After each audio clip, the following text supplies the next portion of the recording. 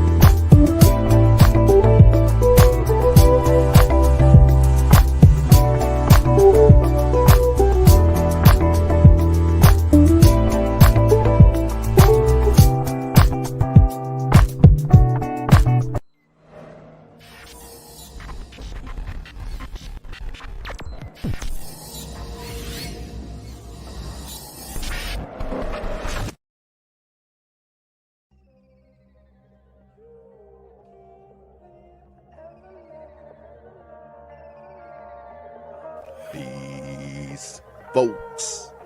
This is X from TPOT Media. Open your mind and wake your black ass up. You know what time it is. Hit that damn like button as you make your way in the door. Grab a seat, settle in, get ready. It's the Grown Man Hour with your host, my man, Bernard Riley.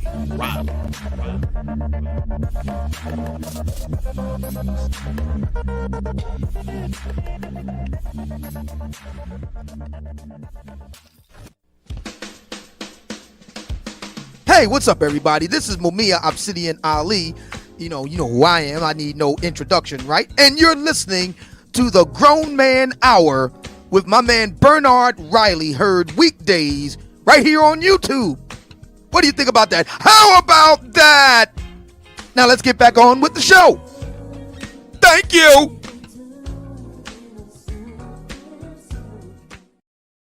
All right. What's up, good people? No, I don't got the same background going on. That is true. I am on the road. And so I should be used to this every now and then. At least every other weekend, seemingly. I do at least one show with a different background. But shout out to everybody in the building. Make sure y'all hit the like on the way in. About to be joined by, actually, no, we are joined by Game Changer because he just popped up in the back chat. Shout out to GC in the building. I'll bring him in real quick. But to the early bird squads, those that make it in bright and early, drop a comment and hopefully a like and all that good stuff before we even get things going. Appreciate each and every one of you. Shout out to Aaron B, Logan JJ, Emin Perry, Sweet Melody Speaks, Ray Hannah, the Hannah Force. Dun, dun, dun, dun, dun, dun, dun, dun. I hear like some weird 80s action hero music when I hear the Hannah Force. I don't even, real quick, Game Changer, is that a thing that you know of, the Hannah Force, the Hanma Force, or did he just make that up? Yeah, I haven't heard of it. before. Yeah, it just sounds like some 80s cartoon, something that came out around the time when the G.I. Joe cartoon was on. You know, it just sounded like one of those. Anyway, Yeah. I didn't know if it was something that I missed out on or he just made the shit up. I wasn't sure. But all right, anyway, Nelly Nail in the building, Aaron B. Shout out to everybody in the building. Aaron B says, need a throat. Okay, that's what he's who else in here? Trying to see who else. Damian Lee. Aaron B says something interesting there. That's interesting. Said Jessica trying to be an advocate for thoughts instead of men. That's an interesting point. I don't think that's the case, but I think a lot of people in this space probably need to reevaluate their thoughts on some of this. And I think we'll just dive right into it right there. Fresh and Fit is definitely moving real goofy out here. They're definitely doing a lot of things worth criticism. I don't know if my gain is too high or oh no, as low as it can get. It should be good. All right. Hopefully we don't got no Oh, you got weird. the mic there. You setting up house over there, huh? Oh no, I ain't setting up house. It just when when I stay over here for a weekend, I just bring the laptop and the Yeti mic with me. You know, I got a little traveling kit. This little webcam that I set on top of the laptop. I got a traveling kit. The same thing I use like when I was in Miami. I brought this with me just to I brought the Yeti mic and the webcam and the laptop just so I can do a live show out there. But no, I ain't setting up house. I ain't coming over here with 3 trash bags and an Xbox trying to move in. No. Okay. No. No. I don't play that shit. Okay. Yeah, no. This just an every other weekend type of deal. Every other weekend. She normally come to my house the majority of the time, but every other weekend I'll come stay the weekend at her house.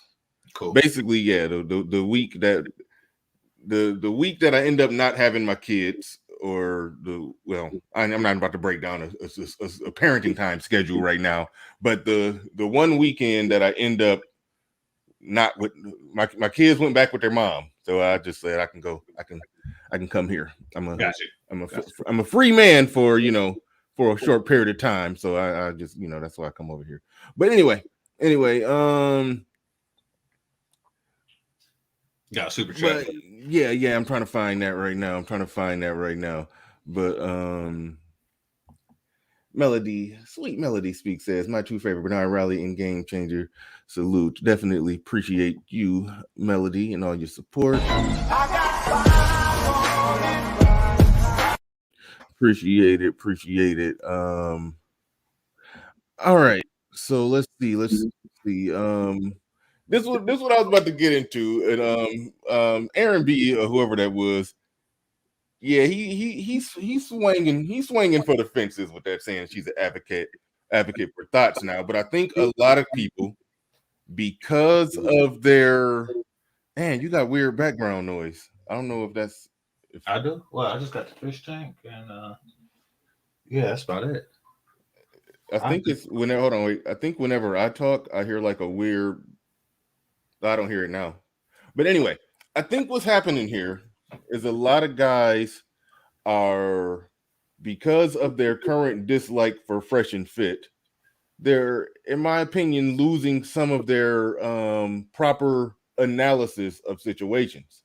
Like, I will pinpoint exactly what they did wrong in some of the situations, but then in other ones, like I'll explain like this: the chick that you covered, whose name I can't remember, the one who they tried to they invited on in the language of business and a collaboration of some sort. Mm-hmm. And then once she agreed, then they said, oh, by the way, you only come in if we smashing, or if I'm smashing, or something like that.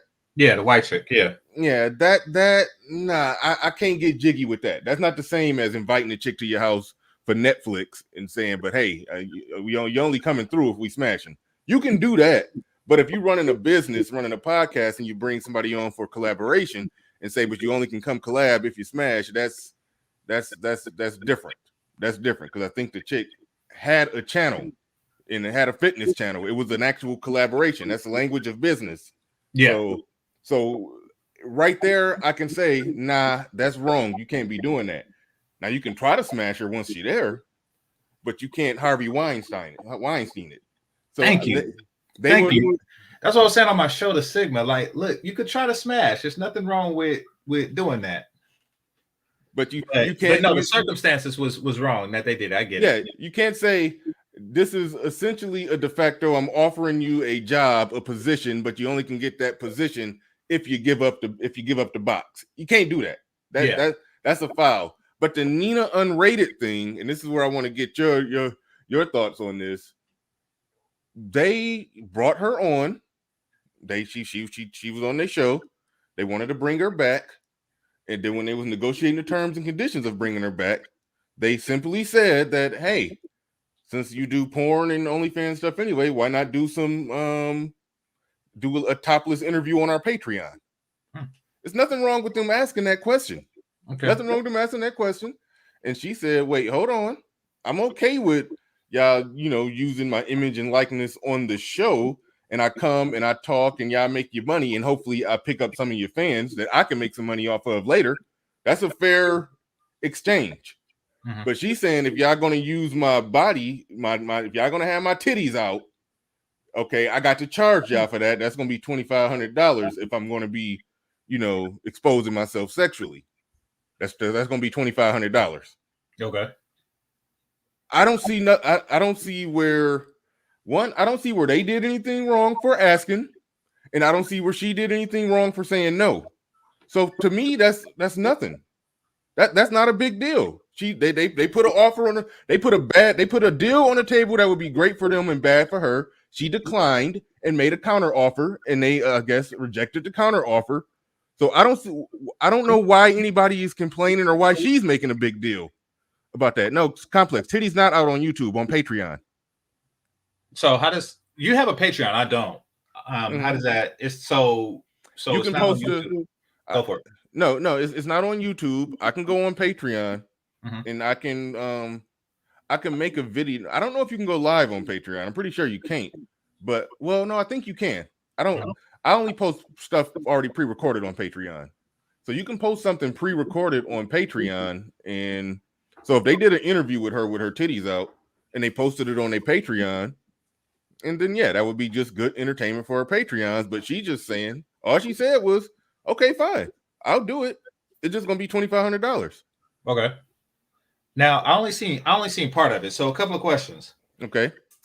Is her titties out there? I know that she's 42 years old.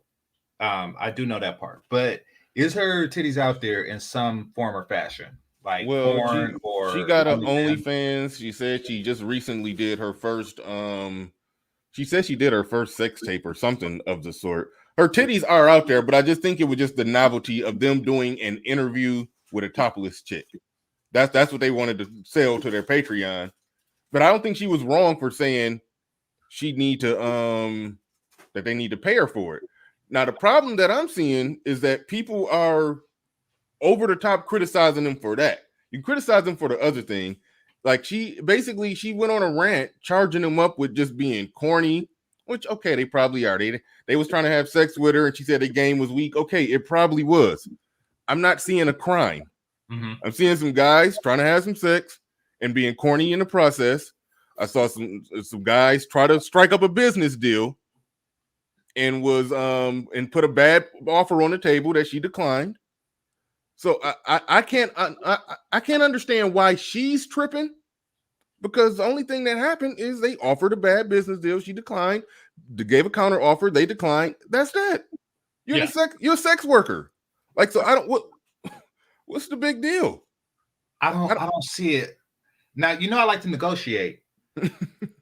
We talked about this last time. I negotiate. $2,500 is a lot for titties already revealed. Yeah, I think porn stars get $2,500 just for getting got on camera. Yeah, for the works. Yeah, for the works. Yeah, we're talking just titties, no gangbang, no cups involved, like nothing like that. So it is a lot, And yeah, I would have talked her down. I would have talked her. I don't know how much Yeah. they make on Patreon, for doing that, but Yeah, but no, okay. Even if they did cough up to 2,500, and yeah, that do seem high for a topless interview. But even if they did cough up that 2,500 to just get the ball rolling, like, hey, I see us interviewing these chicks on YouTube, but on Patreon though, we doing the same thing, but they do it topless. mm-hmm. I tend to believe they would make that 2,500 back. Now they probably can't afford to pay every chick they do that with on Patreon $2,500 if they're gonna be doing it every day. But if once a week, if once or twice a week they do that, but it helped them grow their Patreon by leaps and bounds, it may be a good business deal. It may be a good strategy. But overall, I can't charge them up with nothing wrong right there. I'm not seeing it. Mm-hmm. So no. I mean, as far as not doing anything wrong, no. This does seem okay. Okay, here's what I'm gathering from this. I'm waking up as I speak. That I think she may be a little upset that they didn't take the deal. Like she's seen the opportunity. They said topless. She said, "Oh, I get a chance to make $2,500." And because they didn't take it, now they're the enemy, and now is an opportunity to take them down because there's blood in the water. Yeah. Ever since Alba and Preach, and then the whole apology happened, blood in the water, and here comes the next shark. And it's probably going to continue. I'm pretty sure. Oh yeah.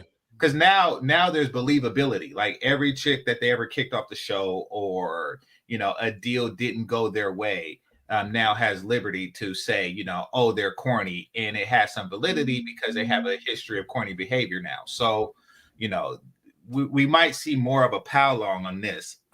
But yeah, no, they didn't do anything wrong. And from what I understand, once again, I didn't see the whole thing, but from what I understand, she didn't tell them. She didn't say anything that she didn't say before. Right. I'm sorry, that we didn't already somewhat know. Yeah.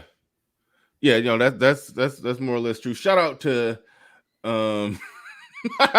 Melody with the jokes.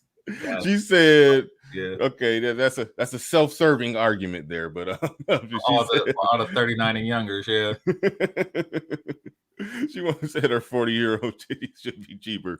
Get out of there. No, but well, I mean, maybe a few years ago it was 5,000. Like she said 5,000, like at 39. I don't know. Yeah. That's funny.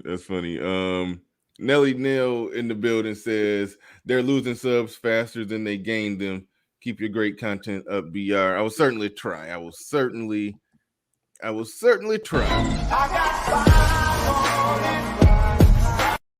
And we also got good men in the building saying $12.50 per tit for a 42-year-old to be exact.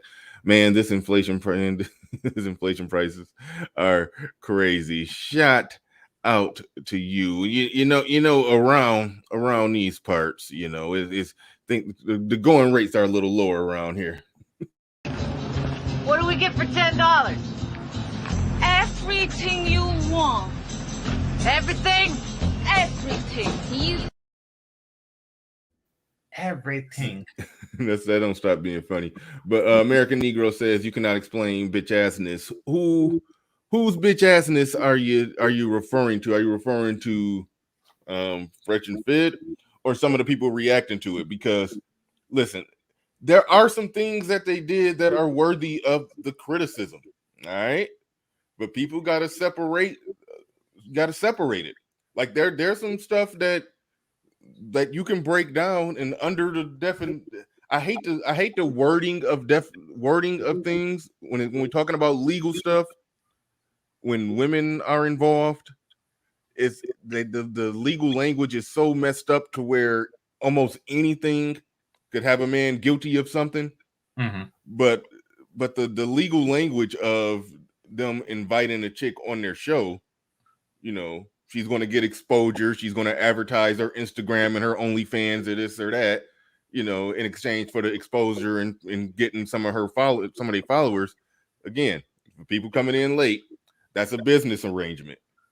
So you can't offer a business arrangement to somebody and say, but you only can get this good deal if you suck my dick. You can't do that. That's it's legal language behind that. it's that you're not allowed to do that. So for that, yes, they are wrong and worthy of criticism. The Nina Unrated chick, only thing they're not guilty of anything.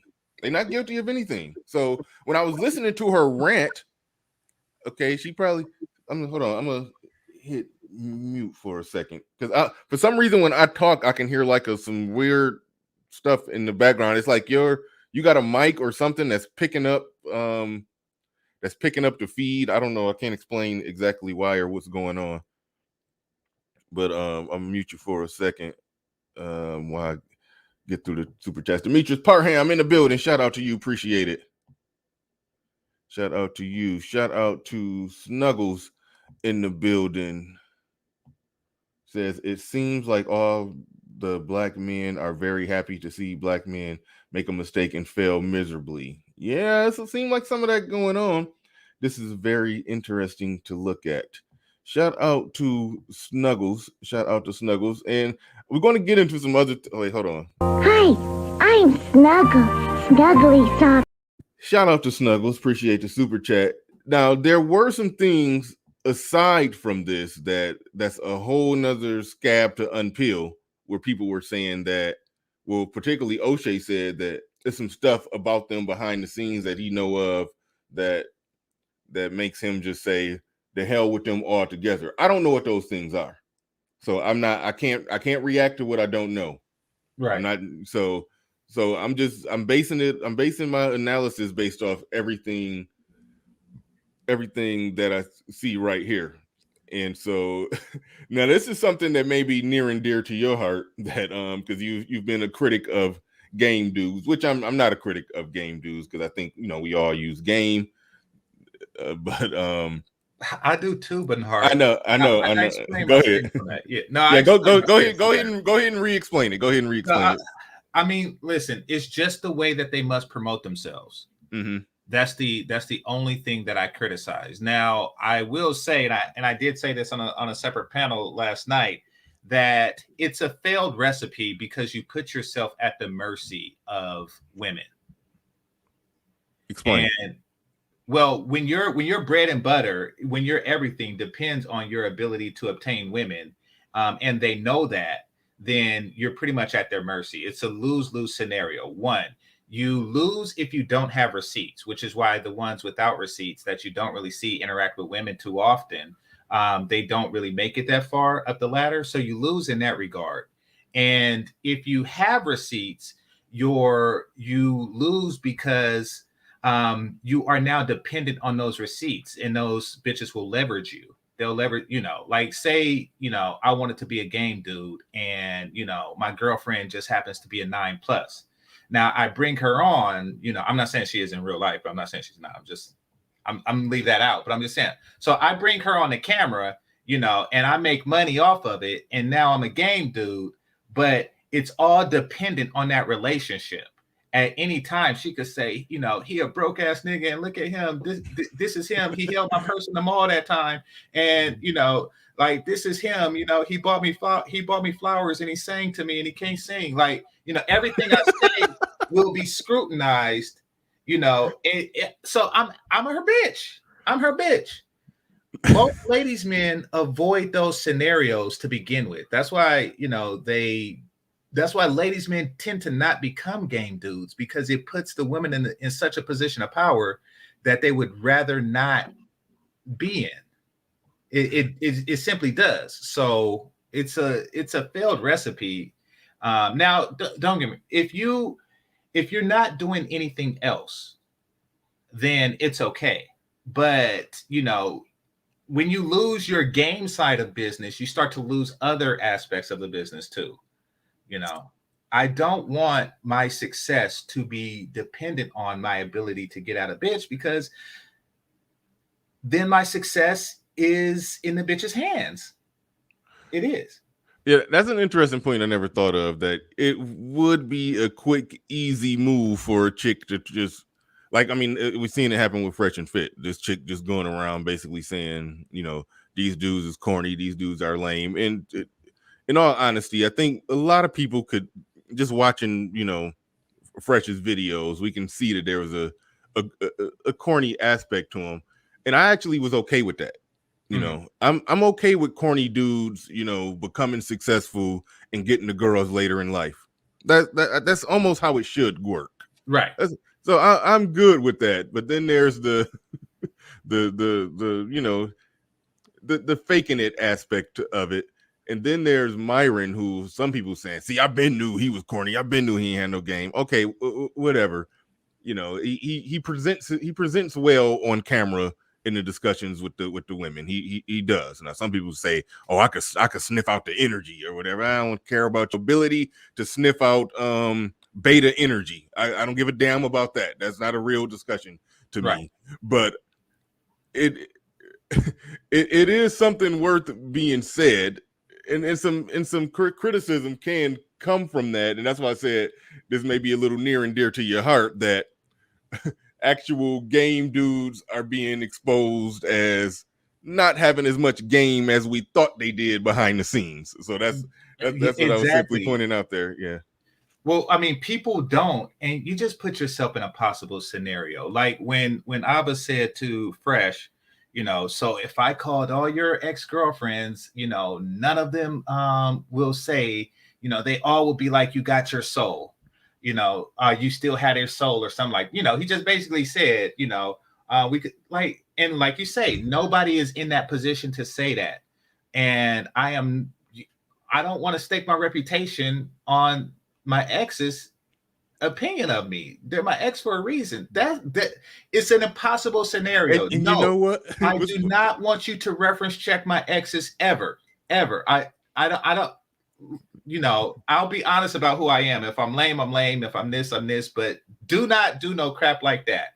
Because right now, all they could do is verify what people already probably guessed about me and my personality or whatnot. But just don't do that. And to put a finer point on what you're saying, when Nina, when she really, let her hair down and was talking her shit, she was talking about how, they was trying to fuck her and was like real corny about it. I think she was saying Fresh was real corny. Like they were doing something after the fact, or because I think they had all went out together, and I think they recorded some of that and made some content out of that as well. But then after I think that was over, it was like, oh, I need to come to my house, because like she was riding with him. He was on some, I need to come to my house. I gotta walk my dog real quick. And then they got to the house, and he wasn't walking the dog, and he was just trying to show her stuff around the house. And she was like, this nigga trying to get some pussy and being corny as hell about it. And and when they were in that whole process, she had said something along the lines of, when she had really let her hair down and started talking her shit, she had basically said that, you know what? I should fuck one of them niggas just so I can tell everybody how weak they dick game is. It's like that. Man. Like that lets you know right there that if your reputation, you at their mercy. Like, yeah, that's to your point. Yeah, she's you are at their mercy. All she got to do, because she got just as many subs as them, and she said she's going viral over some other guy that I hadn't heard of. I forgot his name. Sid something, I can't think, but yeah. So she got a platform with just as many subs as him. Like she could. Oh yeah. So she could. Yeah, she could destroy them, because people gonna take the word of a woman saying that some dude dick game weak and all kind of stuff like that. It's like they end up in a situation where they had the chick's mercy, and that's just exactly. That's just a shitty situation. Ed, dude, and if the chick say, "Hey, game changer, your dick game weak," well, your pussy game was great. I don't care. Like I don't have nothing to prove. I'm not trying to sell my dick game on YouTube. But hey, talk about it again. You want a second assessment? I have no complaints on you. Hey. Yeah. Shout out to Ed Unchained. He says, ain't none of y'all in church. Y'all need Jesus. This is the church. We at church right now. Shout out to Black Wolf Inc. Appreciate Black Wolf Inc. And he's a supporter of Fresh and Fit, no doubt. And a supporter of me. So shout out to you. Appreciate You support Black Wolf. Oh shit, I almost forgot. Hold on, forgot. SKC sent me that special.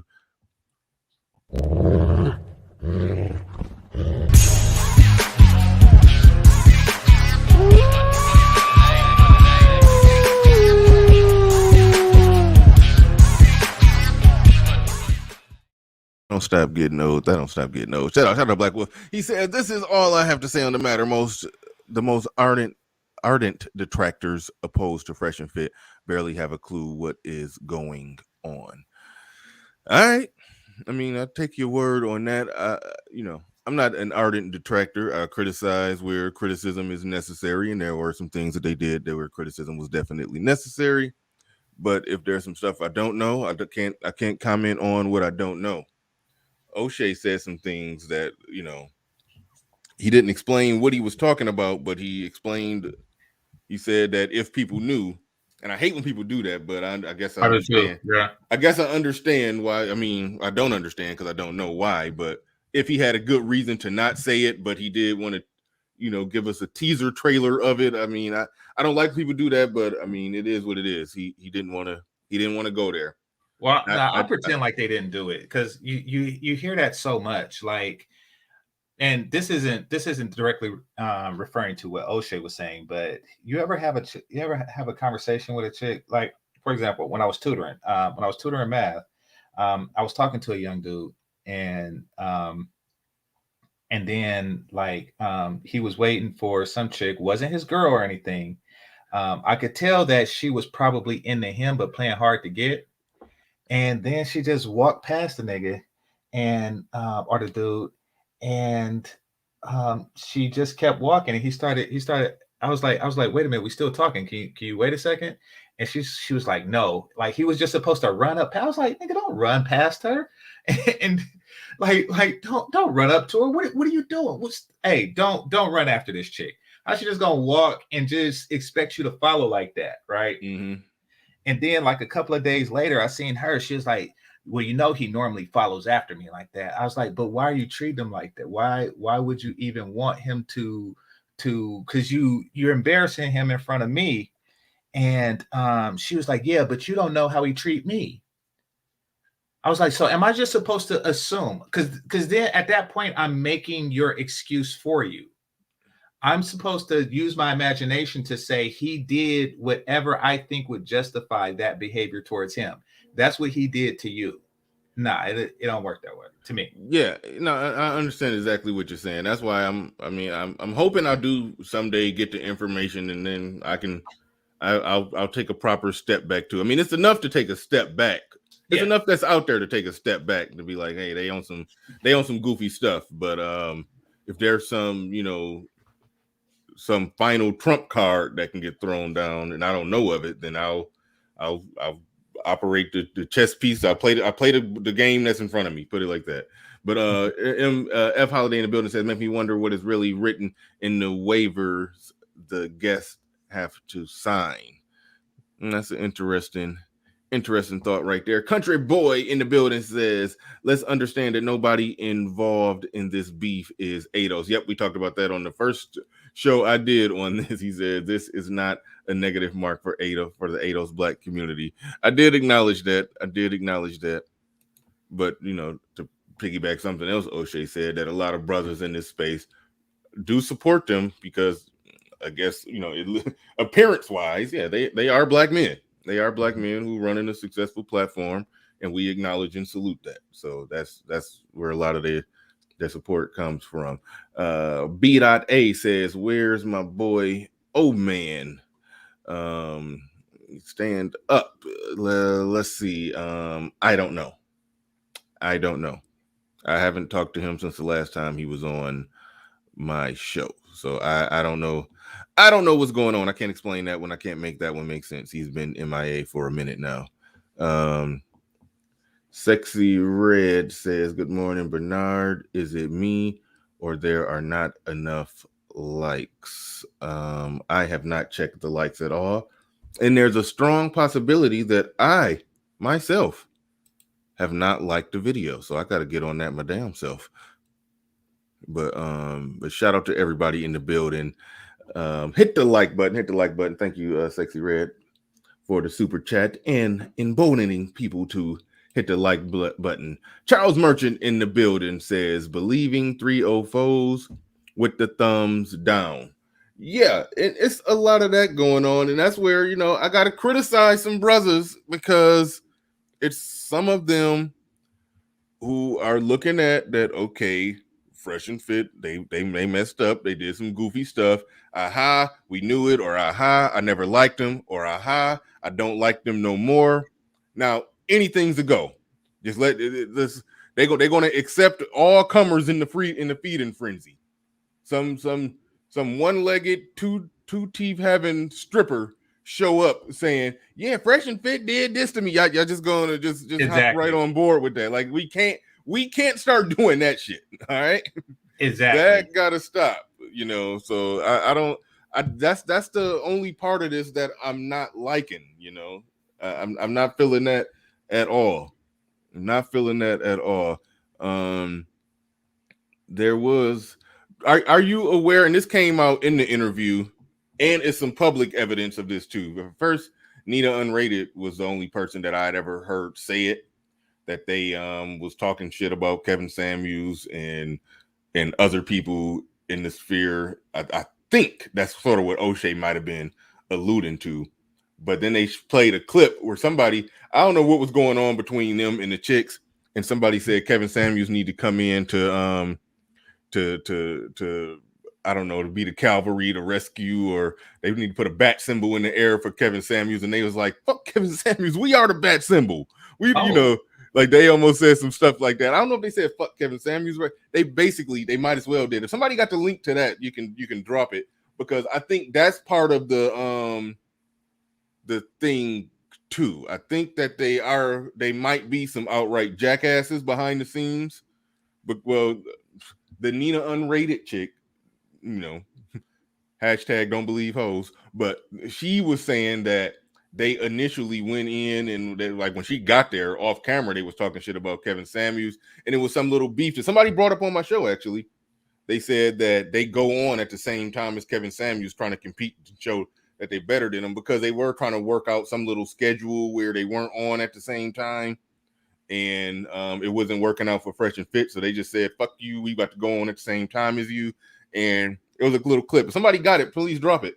It was a clip of them going off about basically they there's no way around it. They talked shit about Kevin Samuels, and they copped a plea at the end and saying no disrespect, nothing personal against Kevin Samuels, but they did kind of talk shit. I didn't know if you had saw that part of the interview. If you didn't see it, I don't know what you can comment on that, but that's just my assumption that O'Shea was probably alluding to that, because he said it was basically, it's been saying that everybody that they work with, they end up talking shit about them.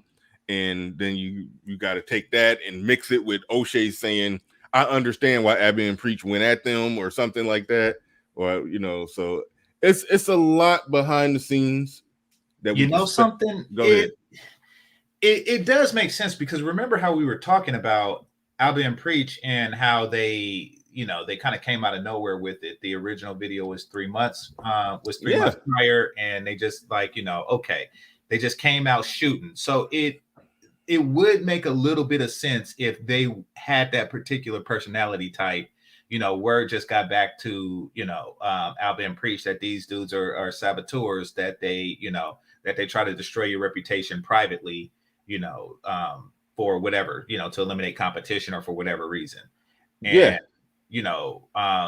them being more aggressive than Kevin Samuels, at least publicly. So, they just said, look, we could take this to we could take this to YouTube. And, like I was holding back on my critique, but since I hear you talking behind my back like this, I'm going to take it, I'm going to make it public. I'm going to make this critique that I have, which was an interesting critique of you public. So it does give credence to that theory.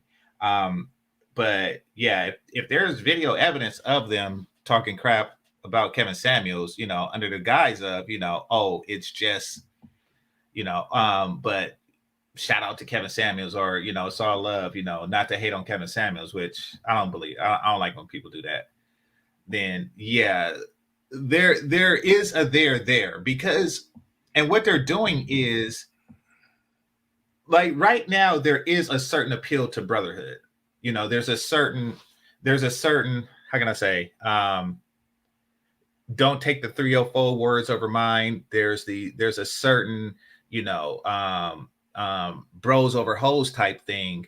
But if you're not following the rules of brotherhood, then you're not really entitled to the benefits of it. And like anything that anybody in the manosphere or otherwise, you know, say about you, you can't really say that they're siding with, you know, you're not part of the brotherhood. Like, this is how you treat your brother. Because wasn't Kevin Samuels on the 6 or the 7 with one of them?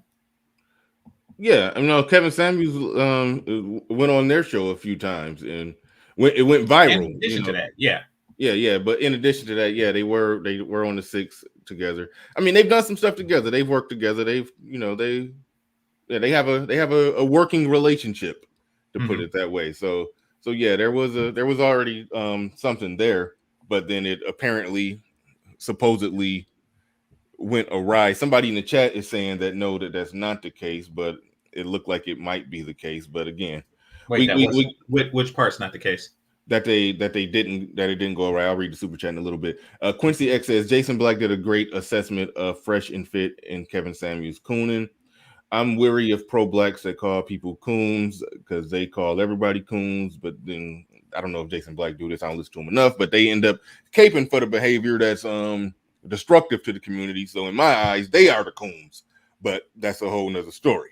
but so I don't know. From what I could tell, Jason Black, he criticizes everybody.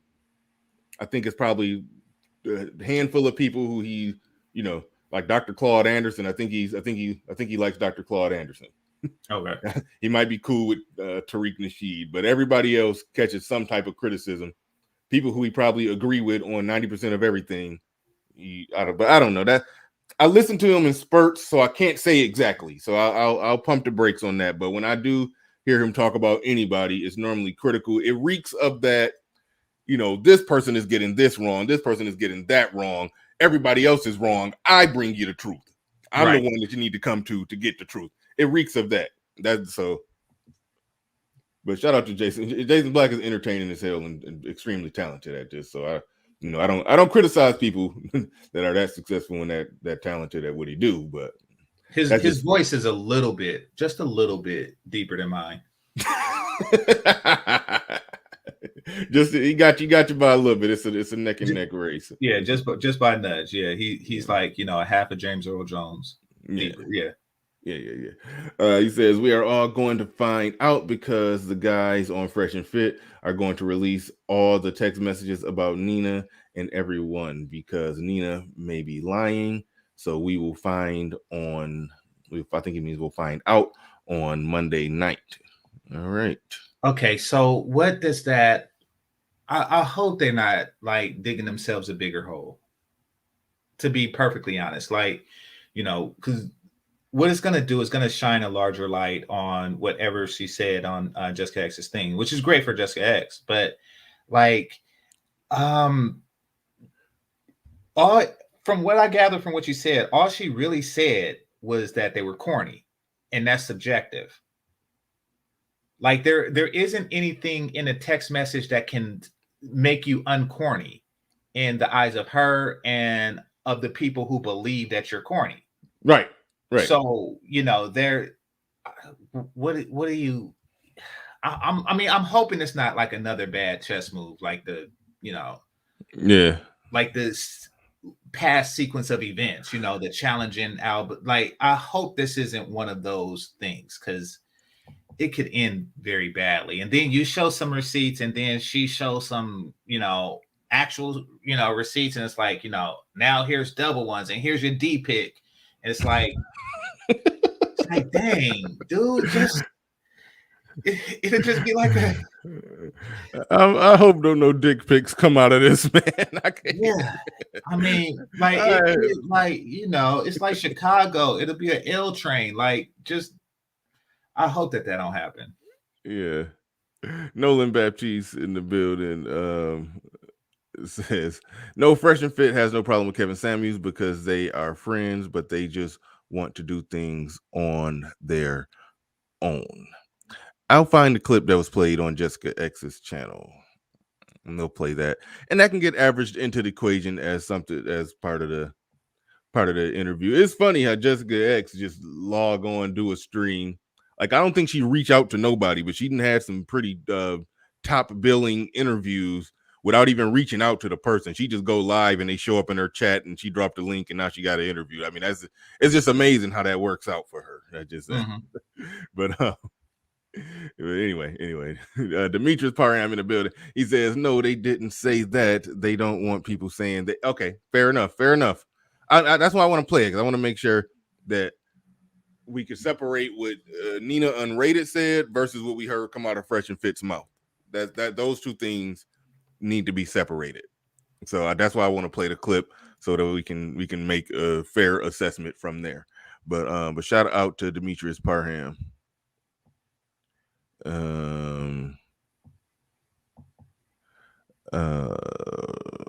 I already read that one. Let's see. I thought it was something else. But yeah, we may. Yeah, I'll pull up that clip. It won't be too hard.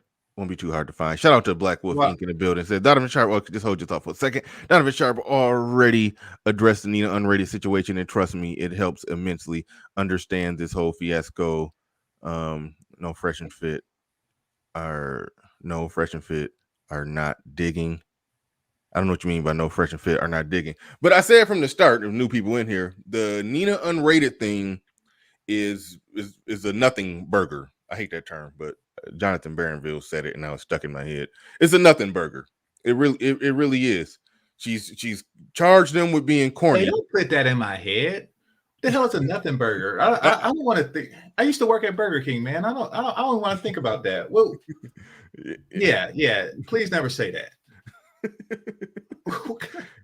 It's a nothing sandwich, but anyway, it's nothing. The Nina Unrated thing is nothing. She's convicted. She's charged them with being corny, which isn't against the law, and she said that they offered a bad business deal for her, which to come and do a show interview on their Patreon topless, and she said, no, if you want me to do that, you got to pay me $2,500. They were not willing to pay the $2,500 for her to do a topless interview, which was a good idea on their part, because they probably can find some chick that don't got as big of a following, but is trying to get her, well, damn, OnlyFans about to get shut down, but trying to get her OnlyFans more popping. She probably, they probably can find somebody that'll do it for $500. Yeah.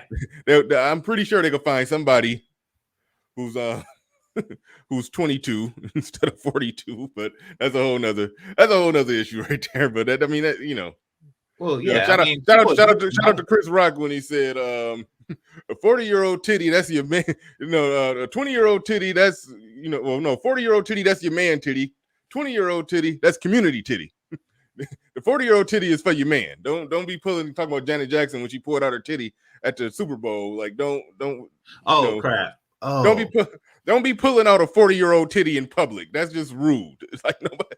That's for your man. Your man who loves you can still enjoy your 40-year-old titty, but you can't be 40 years old just pulling out titties for the public. That's not how it works. But I'm sure they could find some Miami beach walking bimbo chick that want to show their titties on somebody's Patreon for $500, and then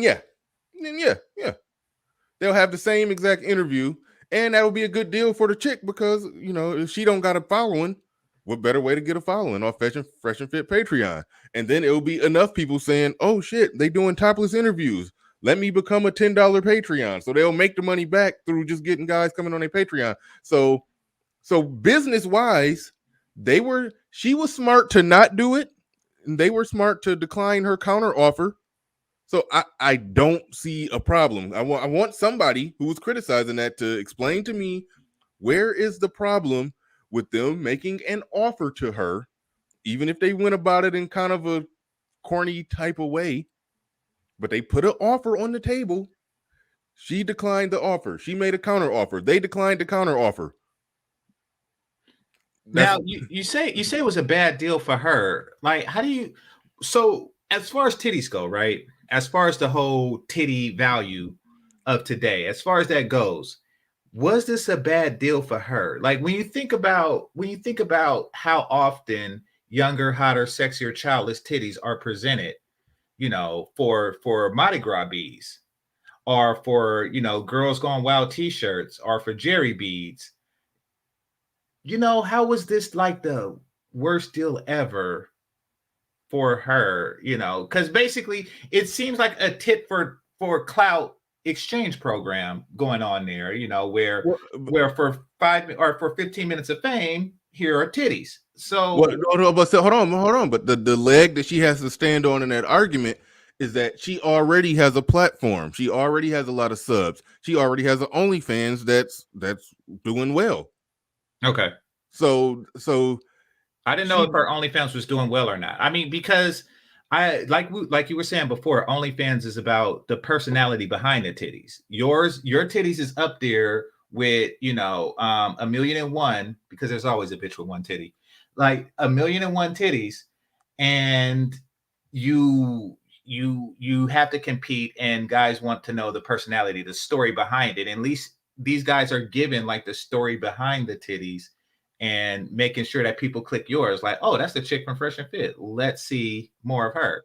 That's how I'm picturing it. The story behind the titties, that reminded me when we was talking about porn and whether or not you need to see the story before the scene. And you said you don't. Now I like to see the build up. But that's what I mean. This would be for you, because okay, this is a build up. Well, I'm not only I'm Pornhub. I'm not OnlyFans, so I'm Team Pornhub.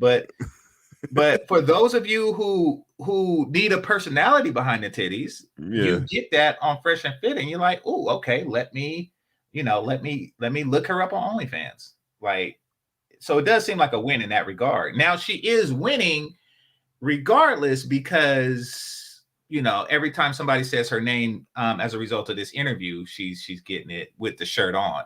And I'm looking at it right now because I'm looking for the link. It looks like she has a robe on. So she actually is getting the clicks. Like, to those who have an OnlyFans, they probably want to click her thing. Like, oh, okay, let's see them titties now. So I don't know. I don't think it's a horrible deal. But well, for her to do it for free, you think that would have actually made sense? For her to do it for exposure. To expose for exposure doesn't seem like the worst possible deal, but once again, I'm far removed. That's why the references that I gave was like from the early 2000s, Jerry Springer and Girls Gone Wild and stuff like that. I don't know how much flash and titties go for. Like, I have no idea. Yeah, they're not that expensive, but all right, this is what we were referencing. Hold on, I got it pulled. I got it ready to go. Give me 1 second. Okay. This is what we were referencing really quick. Let me move Black Wolf's comment down. Shout out to Black Wolf. Well, hey, Black Wolf, if you're still listening, email me Donovan Sharp's analysis of it if you still got that. I'm not gonna play it or do nothing with it here, but I just I would like to see that. But like I said, I kind of don't need to see it because it kind of don't matter, because this whole Nina Unrated thing is not a big deal. Like I don't know. The Nina Unrated thing is not a big deal. The other situation is a bigger deal. If they're they inviting chicks on, but saying, haha, wait, you only can come on if you suck my dick. That's that's Weinsteining. But anyway, all right, so let's roll this. Hold on, wait, I don't got the sound. Don't come in here trying to say, hear it? Oh, Kevin Samuels, this is yeah, I hear it. Okay. Fresh and Fit going off on yeah, this is from Jessica X's channel. This is the Nina Unrated chick when she came on Jessica X's channel. Well, I mean, she's a sex worker, so when I say she came on Jessica X's channel, I mean she arrived, she appeared, she made an appearance on Jessica X's channel. I'll make sure nobody misunderstands the And if puns. she came on the channel, then it should be $2,500. Yes, Jessica X will owe her $2,500 if she came on the channel. Yeah. Anyway, all right. Let's see. Where we at? All right, let's roll it. On Kevin Samuels, after he extended that olive branch, and we can't deny anyone who sits in this chat and says Kevin didn't help them out with their platform would be lying. Kevin did. I found their platform because of Kevin Samuels. That's the only reason I even know about them. So we can't deny that. If you watch this video here, For a certain amount of money, it's like he's already intrinsically motivated, is what he's trying to say. Yeah. Okay. Shango Spark, bro. When are you guys gonna bring back Kev Samuels to set these chicks straight? Simplest facts they don't seem to get. These girls bugging anyway. About to invest in pet food ching. Yo, first of all, bro, I told you already. I'm gonna say it again. Don't fucking mention Kevin Samuels on this podcast about coming in to save us. All right? Because I told you guys this before. It's one thing to be on a Zoom call where you can mute people or whatever else like that. We do this shit every single night, live with multiple girls having these conversations. So as far as I'm concerned, we're fucking doing it at a whole other level, bro. So I've said it many times before. Don't come in here trying to say, oh, Kevin Samuels, this is He's right. fuck out of here, bro. We don't need anybody else to come do anything. You know what I'm saying? If anyone says that shit, you will get banned. Thank you for your fucking support, but that was disrespectful as shit. Because I've said it multiple fucking times. Do not come in here and say Kevin needs to save the fucking show or there needs to be a bat sign. We are the fucking bat sign. We do this shit every single night at the highest fucking quality. Views are going crazy. We're #1 fucking podcast in the world at this point right now. the ego. We don't need no fucking help. We do this shit every single night with girls in studio, not on a fucking Zoom call. And that's not to throw shade on Kevin. Yeah. We love Kevin. But I'm tired of you fucking fanboys coming in here. We're not the same. Money work. Okay. Dang, they just keep doing stuff. All right. It could have been said better. There is a little bit of, I don't want to be looked upon as not being able to do it myself. You know, but then, and this is what they could have done without. Definitely, they could have done without the, you know, he only does this, I do this. You know, like comparing him in the negative was unneeded. That was not cool to say, you know, my show is this, his show is just this. He can't do this, but we can do this. Like, right. Don't do that. All right, in the best case scenario, they wanted to make a point and just got carried away with it. Yeah. Got carried away and just lost sight of the fact that there's certain things you just don't do. There's certain areas you just, you know, you don't compare yourselves like that. It could have been done without shitting on Kevin Samuels like that. That was poor taste. Yeah. And worst scenario is they're just that dude that look for an opportunity. They can't help but dirty Mac. And there's a lot of that going on in the game community. That's what I was about to get at. It seemed as if the person who said that, who dropped a comment, basically just gave him the opportunity to just get off their chest some stuff that they wanted to say. But the part, like you said, I respect the stop talking about Kevin Samuels to save the day. Like we do this shit. We save the day. We kicking ass and taking names up here. Mm-hmm. So I get it from that perspective.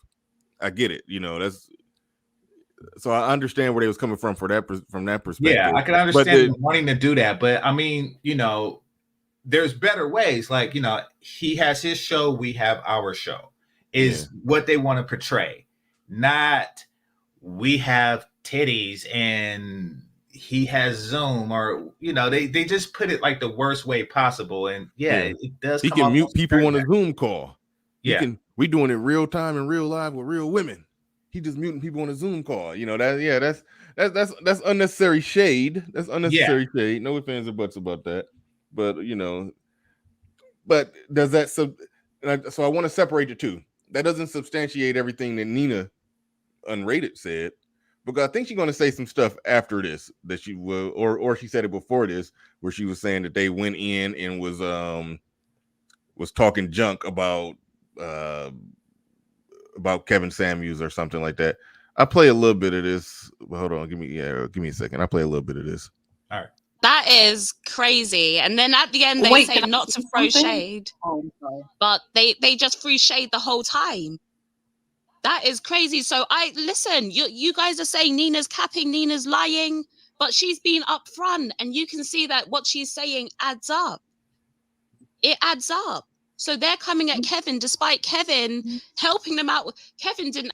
What she said, what Nina is saying, isn't adding up as much as Jessica X is saying that it's adding up. It's something to look at. It's something to average into the equation that maybe because Nina said that like 3 weeks ago that they've been talking shit about that they was talking shit about Kevin Samuels. This is the only time on air that we've actually heard it. Mm-hmm. That doesn't fully substantiate everything that Nina has been saying, but yeah, there was some shade. Didn't have to do that. At the time that Kevin did that, he's close to 1 million. Yeah. And they had how many subscribers? He's reached down to help them out, and their ego got in the way of that, and they started thinking that they're better than Kevin. Yeah, you can see what they're saying. We do this in the studio. Not to throw shade, not to throw shade, but hating the whole goddamn time. Can I say something?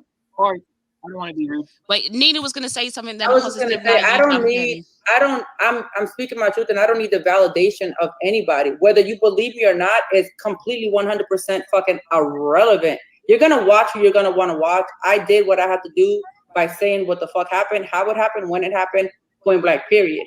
Being believed or not, people like me don't need validation from people that I don't know. Like, it doesn't matter what your opinion is. I've dealt with people's opinions my whole life. I'm still going to tell the truth, and that's what it is. All right. And that's what I was saying. Power in this YouTube shit. Well, you try with motherfuckers. Girls bugging anyway about that. Abba and preach. I guess the social money you have to compensate and feed her needs and everything.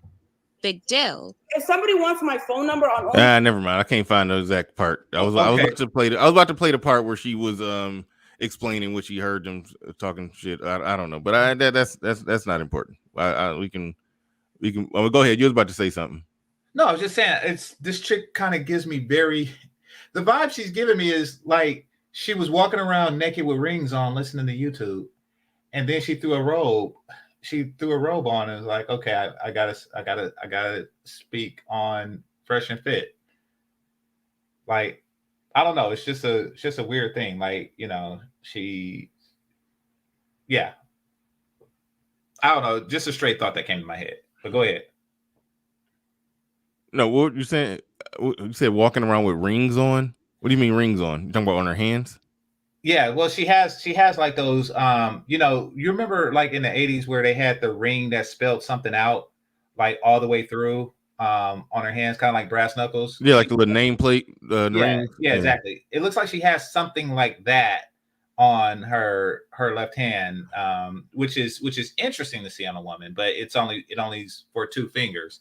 But I don't know. I was just like picturing the scenario of you put on jewelry and a bathrobe normally don't go together. I think that's exactly. What you're trying to say. And I got a feeling that she just put on the bathrobe, like she was asshole naked, just walking around the house, heard Jessica X and said, you know something, I got to do this. Let me put on a robe, make sure I got my rings, and let me talk about Kevin Samuels. Look, yeah. Yeah, possibly.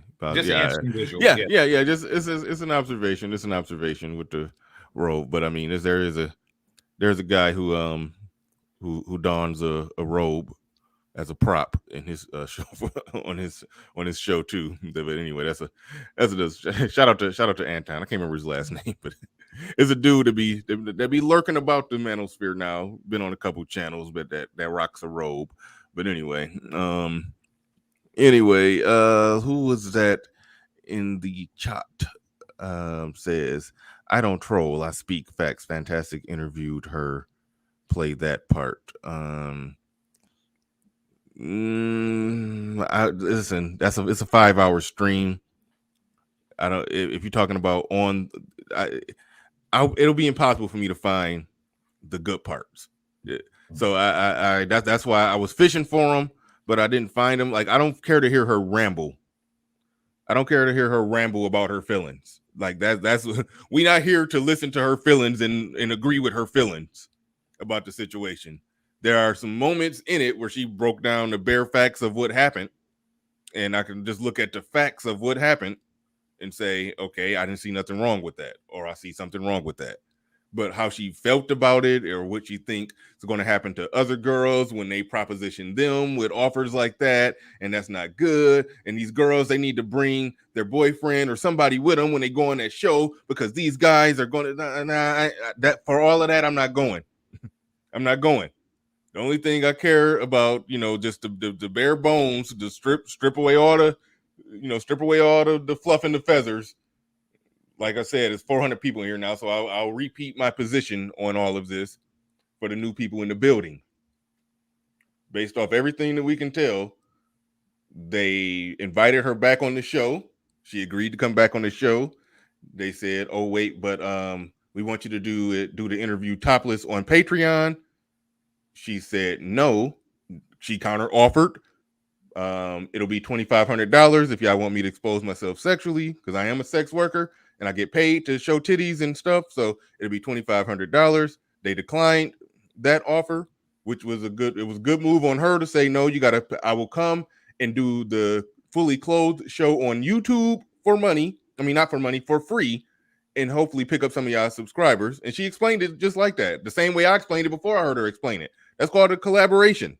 That's fair. That's fine. And speaking of collaborations, moderators, drop Game Changer link in the chat. There's probably new people here who's not subscribed to Game Changer. This is a collaboration. Thanks so a Game lot. Changer can hopefully pick up some subscribers. That's how it works. I want 2,500 subscribers. I ain't got $2,500 for you, nigga, but hopefully you get some subscribers. Yeah. But yeah. So yeah. So she business wise, she was on point. I'm down with doing a collab on YouTube.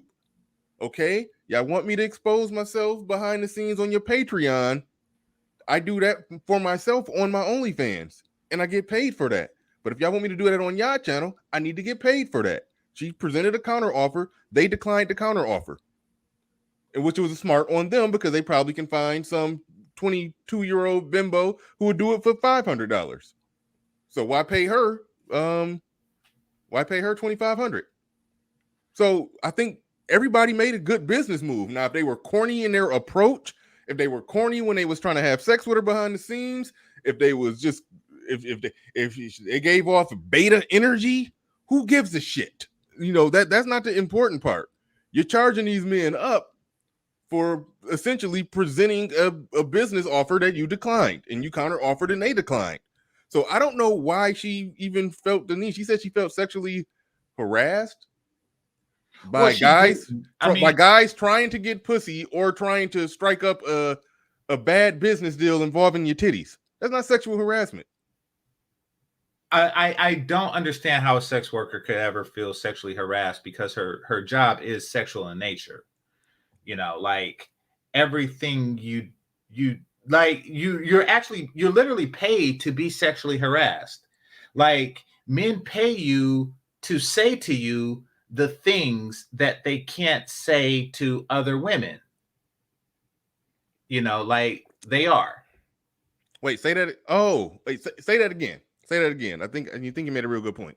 No, you're paid because so men can say to you the things that they can't say to regular women. Mm-hmm. And I'm not saying that they're socially awkward or they're incapable of saying this to regular women, but society doesn't allow us to necessarily say, let me see you try to bite your own titty. Like we're not actually allowed to say stuff like that, to women in the workplace, but we can pay you so we could say that and watch you attempt.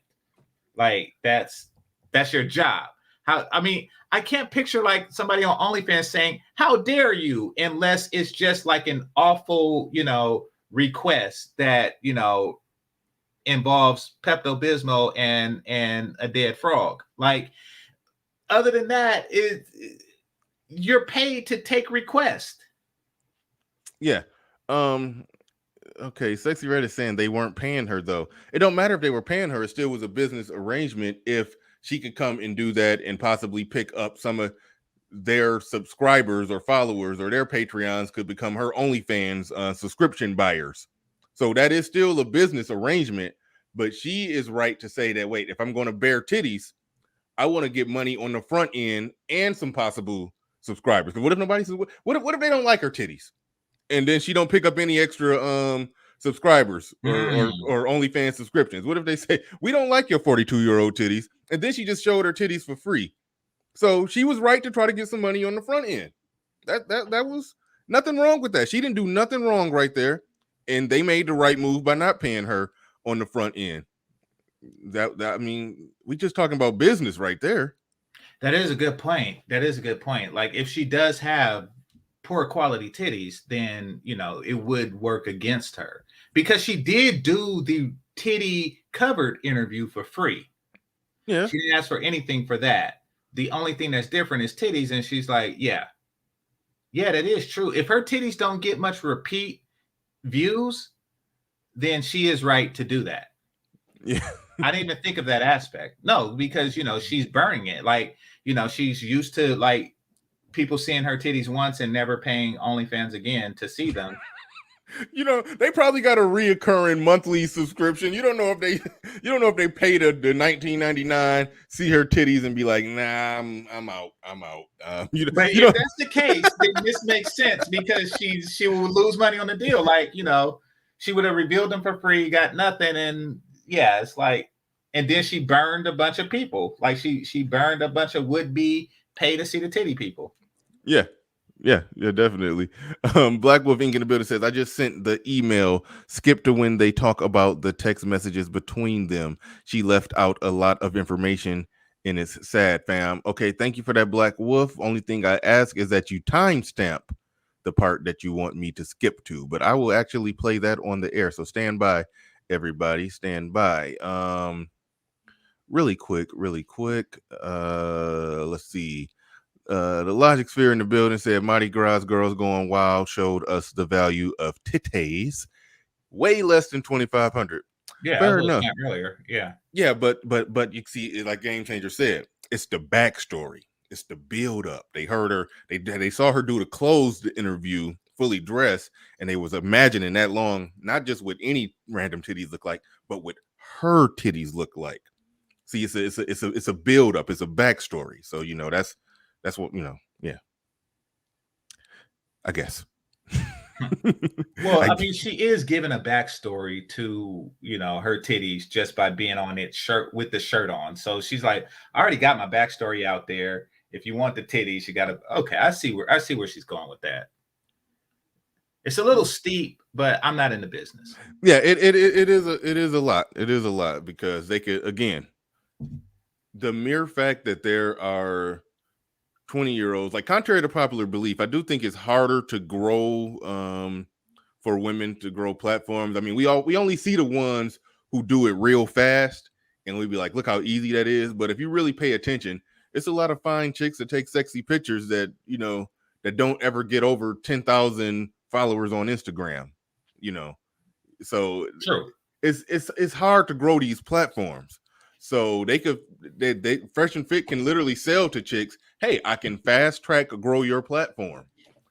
Come on over here. Oh, you got an OnlyFans? You only got like 15 subscriptions right now? Psst, I have an army of men who you come do an interview with us topless, and then you could, we can funnel people to your OnlyFans. That, so they could probably get a chick to do that for free, and she just make money on the back end if their people goes to her OnlyFans. So business, if we just talking pure business, we're not talking about whether or not the manosphere should be engaging in this activity. That's a whole nother story. Sure. But we just talking pure business. They don't need to pay her $2,500. So they was right to decline. But I can't knock her offering. But that is a steep price. That is a steep price. Astro in the building says it's not like she did the work and they ain't pay. That's how she's acting. She's acting like she did it and they didn't pay. That is, you make a good point there. She's responding as if they did some snake stuff, like they just tried to exploit her. I mean, well, okay, she can argue that they would have been exploiting her had they, got her to take her to put her titties out on Patreon and not pay. She can make a good case that yeah, they were attempting to exploit her. She can say that, but at the end of the day, it was just a business proposal. It was a proposition of which she can say no, of which she did, of which she countered offered, and then they said no. No harm, no foul. And this is on her part. This is like shady business. Like, for one, if you're a sex worker of any type, you should never call anybody lame ever, in my opinion. Whoa, good point. Who you make your money off of? Exactly. And I'm not saying you're lame if you watch her or you do OnlyFans or anything like that, but I'm saying that a man wants to watch you and feel comfortable knowing that you will never just out him on a show and call him lame. Like we do want to do that. Like if I wanted to create an OnlyFans under the Game Changer pseudonym, and I would like to do so knowing that whatever I say to you in private, you won't come back and say, oh yeah, he's lame because he likes to watch me drink Pepto-Bismol. Like that's, don't do that. Basically people need to know that you have a sense of discretion and that you keep your mouth closed and you keep your mouth open and then you keep your mouth closed again. Like we need to know that. Mm-hmm. All right. Is OnlyFans the only thing she does, or is she a prostitute, or does she do Pornhub? Like, because normally they do like a lot of stuff. Well, she said she on when she was on Jessica X, she said she made her first official sex tape. So I think she used to strip, used to, I guess, sell the box, and when OnlyFans came out, she transitioned to OnlyFans, and she has YouTube platforms that total up to like 700,000 subs. I think she got two different. Either she got an Instagram that got like 300 something thousand, and a YouTube that got 300 something thousand, or two YouTubes that got that much. But either way, she said all together everything is at 300,000. Yeah, and that's why I was saying that. Okay, she's built a platform, so she do got some leverage in the situation, business wise. She can, a chick showing up with no platform, just titties and hope. Like she got no leverage, so they can say, "Hey, come show your titties for free. We can help grow your platform." And I think that's how they, get their girls, which is nothing wrong with that. Now, but if she sold the box, then yeah, it's come on, you should do better than that. Like have a, be a professional. Don't there should be like, a whole patient confidentiality. Like there really should. Yeah, but okay, that wouldn't necessarily apply to her entanglement with Fresh and Fit, because no, but it shows that she can't, like, if push come to shove, she will out you publicly. Fair enough. Everything that she talks about Fresh and Fit did outside of the Kevin Samuel clip that that she showed. Or no, that was somebody else that showed that. So yeah, everything she did was stuff that was said in private. She's like, oh, and he said this about Kevin Samuels, and got you. And he's corny. Like, listen, you're a prostitute. Have some respect for your craft. TBE Trucking says, and they try to use her son as a weapon. You all forgot about that one. Use her son as a weapon, and they tried to use her son as a what? I understand it was something with her son. They were going to be interviewing her about, because she has a son who she pays child support for.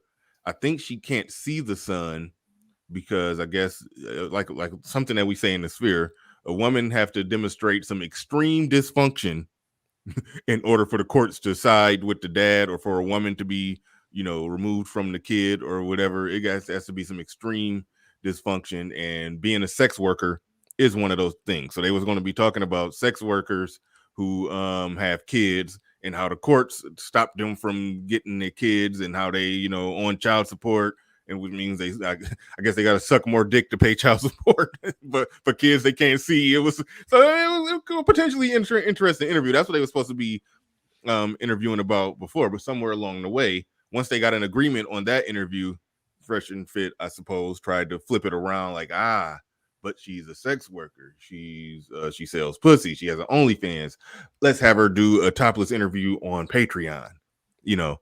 And so the whole situation with her son, that interview I think was taken off the table in exchange for them trying to do the topless interview. But I don't know exactly what TBE Trucking is saying when he talk about as a weapon. Yeah, I don't know about that. Well, he said we forgot, so it's probably something that didn't happen last night, but something that happened, you know, like months ago. And I like I said, I spot watched them. I don't really like watch the hours through on them. Yeah. Not anything against it. It's just bad timing, I guess. Yeah, it was just about as recently as a month ago. I made myself just watch some full streams. That's when I actually, you know, gained respect for their platform, when I actually watched it all the way through. Like, typically, if you watch it all the way through, you'll see that, you know, they doing a good job. They do good work over there. Myron, like I said before, a lot of people criticize me on this. And you could criticize whether or not Edward Anderson just recently was talking about how everything that Myron is saying is stuff somebody else said. He just repeating talking points. And yeah, he is well studied in manosphere stuff. He's read all the books. He did all the learning. Some people have exposed how he went to other dating coaches to learn the game. It's like almost like he learned everything that he could possibly learn, and now he's just a goddamn machine when it comes to spitting out the talking points. And no matter what those chicks say, he know chapter and verse exactly what to say to counter what they said. So that's what I mean by he's surgical. He's real. He's good at the back and forth when it comes to red pill manosphere talking points. He's one of the best at breaking the shit down, because I mean, he's well read and well versed and well studied in it. And so in that sense, I respect him. I give kudos to somebody who did the work. But if somebody wants to argue that looking at how he's moving behind the scenes, he's not natural with it, he just learned it and he's spitting it out, I understand that argument. That's what a lot of people are saying. But their platform itself and how he do it, and even how he handles the women, I don't see nothing wrong with what's going on there. You know. Okay, cool. Now, I do see something wrong in the chat room. I want to correct. Jack Queen and Logan. They say not the HIPAA violation. No, this is not a HIPAA violation. This is a HOPA violation. Basically, she's a hoe. This is HOPA violation. HIPAA violations is for doctors. She's a HOPA violation. Excuse me. So HIPAA is basically no. HIPAA is so doctors. It's like doctor-patient confidentiality. If you break their confidentiality, then it's a HIPAA violation. But she's not a doctor. She's a hoe. So this is a HOPA validation, is what or violation. Excuse me. So yeah, wow. I was saying, yeah. Okay. Shout out to Omega Dreads Gaming Channel. He says respect, bro Bernard, with the thumbs up. We might get into this, even though I ain't even ready to even deal with this one yet. But that's a whole nother. I don't even know what to do with that one. But he says Myron impregnated OnlyFans single mom on his show. He didn't do it on his show. He did not impregnate her on his show. He would have saw it, but he impregnated OnlyFans single mom who was previously a guest on his show. The Pascal Show interviewed her last night, and she spilled all the tea. Her Twitter. I'm going to say to that, and shout out to Theo, because they brought this up on Jessica X's channel, and my man Theodore Waff said DNA test, and whenever they tried to say anything else, he cut them off. DNA test. She's the OnlyFans thought. DNA test. No questions asked. All right. So did he smash? Yeah. Did he go in raw on the OnlyFans chick? Ugh. But either way, DNA test. DNA test. That's all I'll say on that one. I don't even care what tea she spilled. I really don't care. DNA test. That's all I got to say to that. She could spill all the tea in the world. She could say that he's the worst person on earth. She could say that I don't know. I don't. It's nothing she could say that he said. No text message exchange. No nothing. Even if he believes that it's his, I still DNA test. That's all I got to say on that one. Nolan Baptiste in the building says, if Nina is lying, do you guys think she should be bashed or not? I mean, of course, we always criticize chicks who's lying, but it's not like she's a chick in this space who we can unsubscribe from or do anything to, you know, she's just an OnlyFans chick. I mean, that's the thing about you know, a whore. She can just lie and say whatever, and then oh well, she's in a dirty profession. She can go and still engage in that dirty profession and still make her dirty money. And it's like, he's like, you really that's the benefit of being in that profession. Like, yeah, you know, it's not like she works a regular job where she can get fired, or you can't cancel a whore. That's what I'm trying to say. Whores can't get canceled. They already can. Like, I mean, she made her reputation as one who tells, you know, that spills the tea on that. I mean, like, she even said that, you know, she likes to announce people's D game or lack of it. You know, like, that would make a man skittish. Like, you know, they don't want their D game being broadcast. That's a HOPA violation. Yeah. I mean, I do see how some guys, well, put it like this: a guy with something to lose will put her on the no-fly list. And she did say before, I mean, she said on the Jessica X stream that she essentially deal with guys who are, you know, who got money and needed discretion and got something to lose. If they see her on Jessica X talking all that cash shit, like put it like this: the last thing a true corporate executive, business owning, something to lose, high value man wants to see is his prostitute, his sex worker that he pays for. The last thing he wants to see is her with a YouTube channel talking shit. Like that's the last thing he wants to see. So she's probably affecting her own business by even engaging in this. So yeah, so she can be canceled in that regard. Like, you know, guys that's less likely to, you know, partake. Yeah, Black Wolf, I do need a timestamp, bruh. I need a timestamp. We got you. You told me to pull up this Donovan Sharp thing where he broke down the full text messages, and I do not like to play stuff that I don't. You know, I like to know where I'm going before I play something, and so you got to send me some kind of timestamp. Is that her? She looked different. Yeah, that's her. Yeah. Okay. No, it just looked different because it was like going fast. Yeah. Yeah, I'm not seeing when I scroll by real fast. I'm not seeing anywhere that look like it's showing. Okay, here we go. All right, we'll just start right here. We'll start right here. It looked like there was some timestamps. Fair use. Hopefully Donovan Sharp does not mind. Shout out to Donovan Sharp. All right, let's roll it from here then. How about that? Let's try that. Oh, there we go. Oh, good. I can stop it and pause it. Okay, so what I'm going to do now is I'm going to slide this conversation that Myron had with Nina. I'm going to blow this up. Just so we can see exactly what was said. What'd you say, GC? Oh, no. I couldn't help but joke. He said, I'm going to blow this up, but I said, ain't that her job? But go ahead. Boom, boom, bing. Yeah. All right. Right. Just so we can see exactly what was said. You know what? As a matter of fact, no, you guys can see it. You guys can see it enough. So the start of the conversation is, does 6 or 7 work for you? Let me know. I'll fly from Houston straight to Miami. Myron says, I'll ask fresh. Sorry for the late response. How long do you want to stay in town? Says Myron. She says, it depends. Right now, I was only planning to come in to do your show after I was done in Houston. How long do you need to stay in Miami for? I can fly in on Friday the 6th. What time does the show start? Myron responds, we do it at night. Also, do you film sex scenes for your OnlyFans? There it is. Okay. And so she says, why do you ask?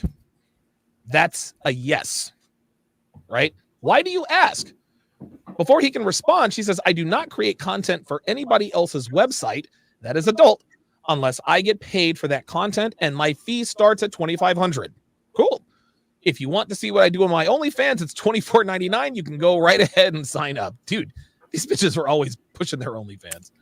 I do not let other people exploit my sexual image for their own benefit, for their own profit or income. That's not the way I function. It's very unprofessional to do that. Okay. And so Myron responded, actually, hang on a second. Let me go back up here. So Myron responded, he says, oh, don't take it like that. It's out of pure curiosity.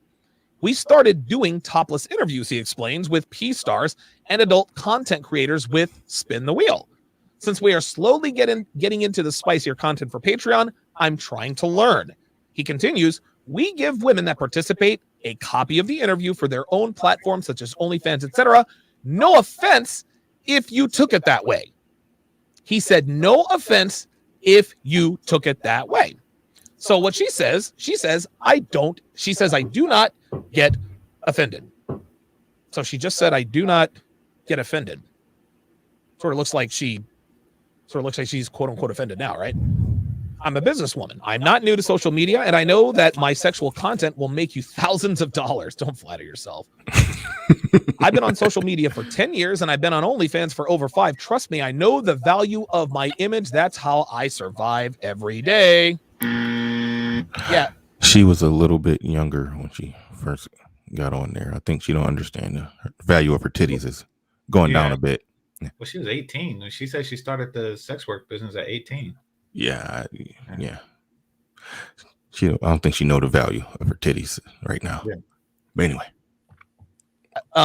Dude, there are bitches half her age charging half the amount she's charging for OnlyFans, man. And again, she can charge whatever she wants, but she has grossly underestimated. She has grossly overestimated her sexual market value. Clearly, it is what it is. She says, if you have questions about adult content, I will be more than happy to answer them for you. You can have your list ready when I get there. Okay, so she's offering to help. So Myron says, so do you or don't you want to do a nude show? She says, so are you going to pay me or not? I don't do adult content for free. Here is what she was talking about that Myron said. He said, you're getting a one-to-one interview for free in front of our audience.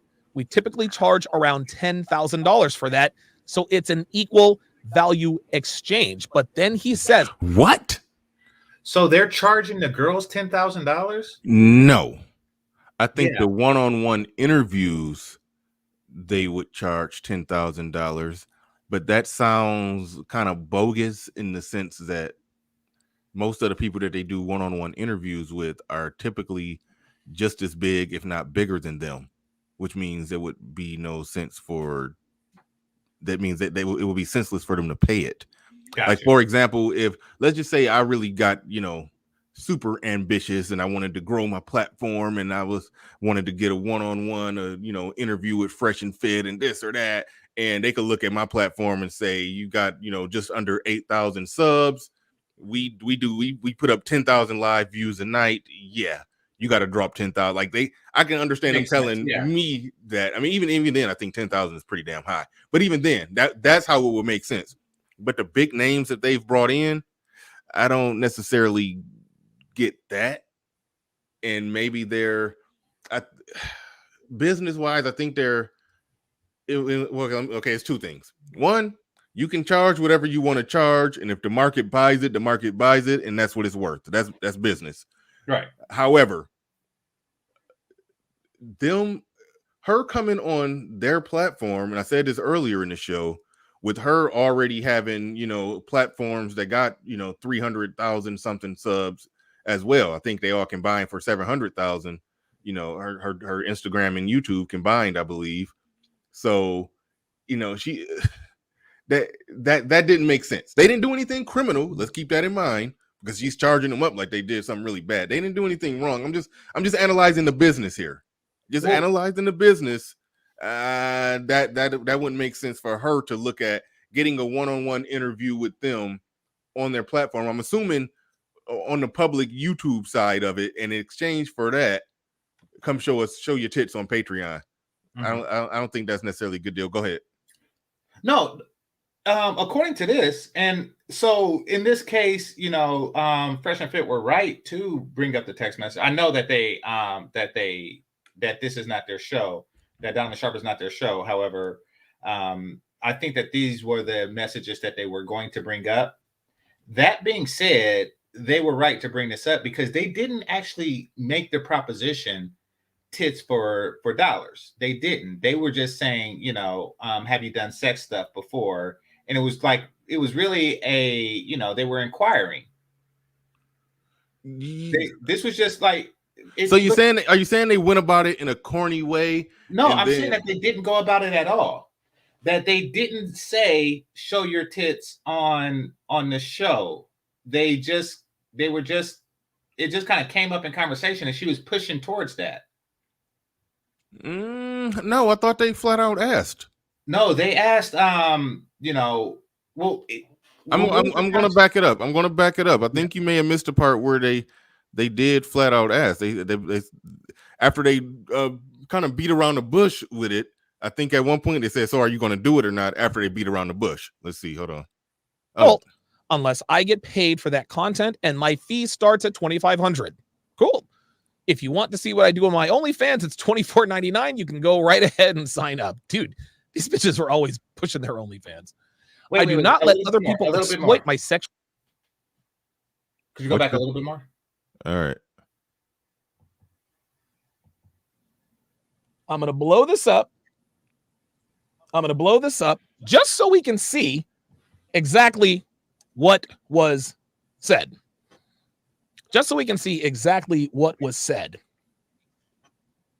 You know what? As a matter of fact, no, you guys can see it. You guys can see it enough.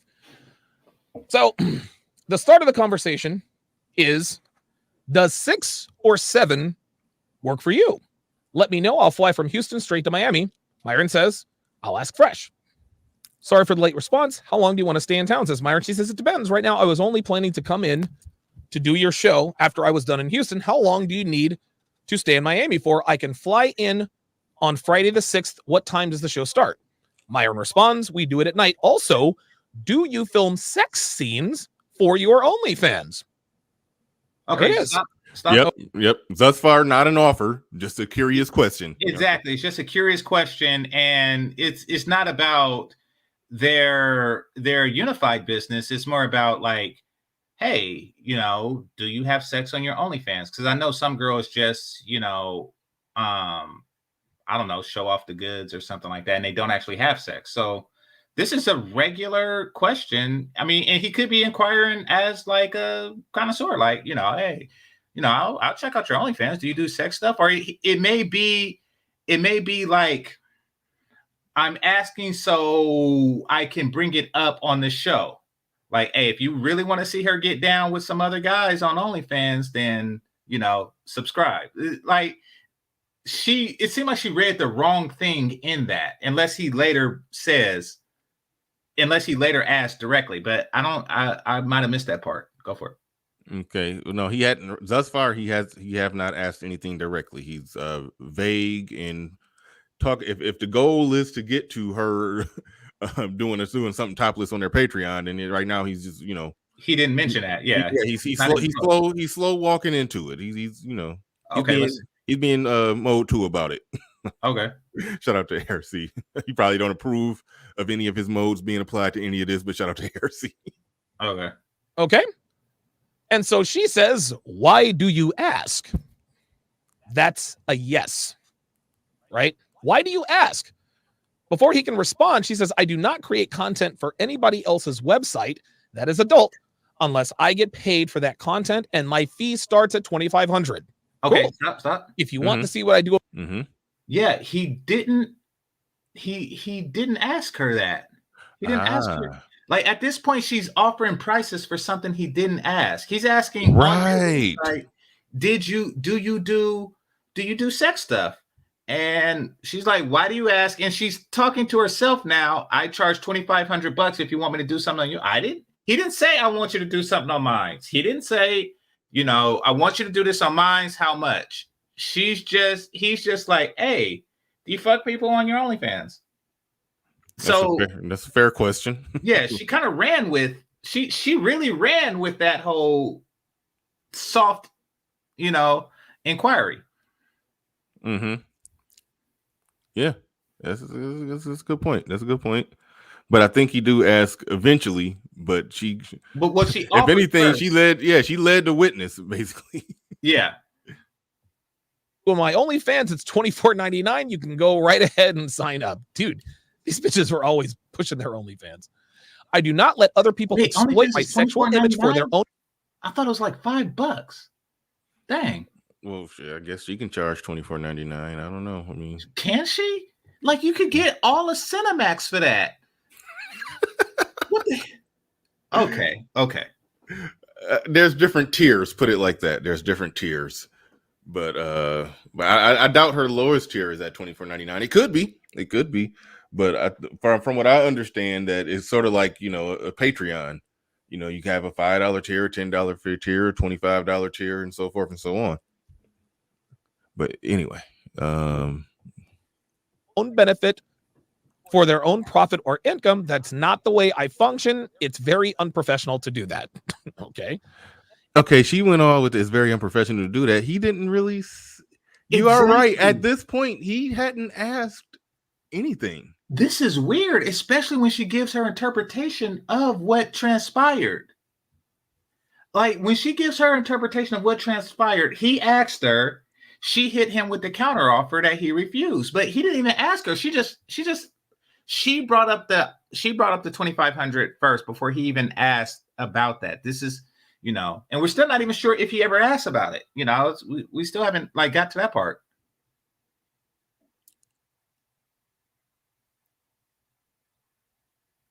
But aren't you there? I was reading a super chat that that I'm not even gonna. I mean, he super chatted it. I let it sit there, but yeah, Red said HBO costs less than that. Yeah, it does, and there's titties on Game of Thrones. So what does she charge him? Yeah, I don't know. Well, no, I think I'm not gonna knock her business because, like I say, it's about the person. Well, typically, I don't think it's just a titty flash. I mean, it's full blown getting got on. So it's full blown getting got on Game of Thrones. Yeah, I guess.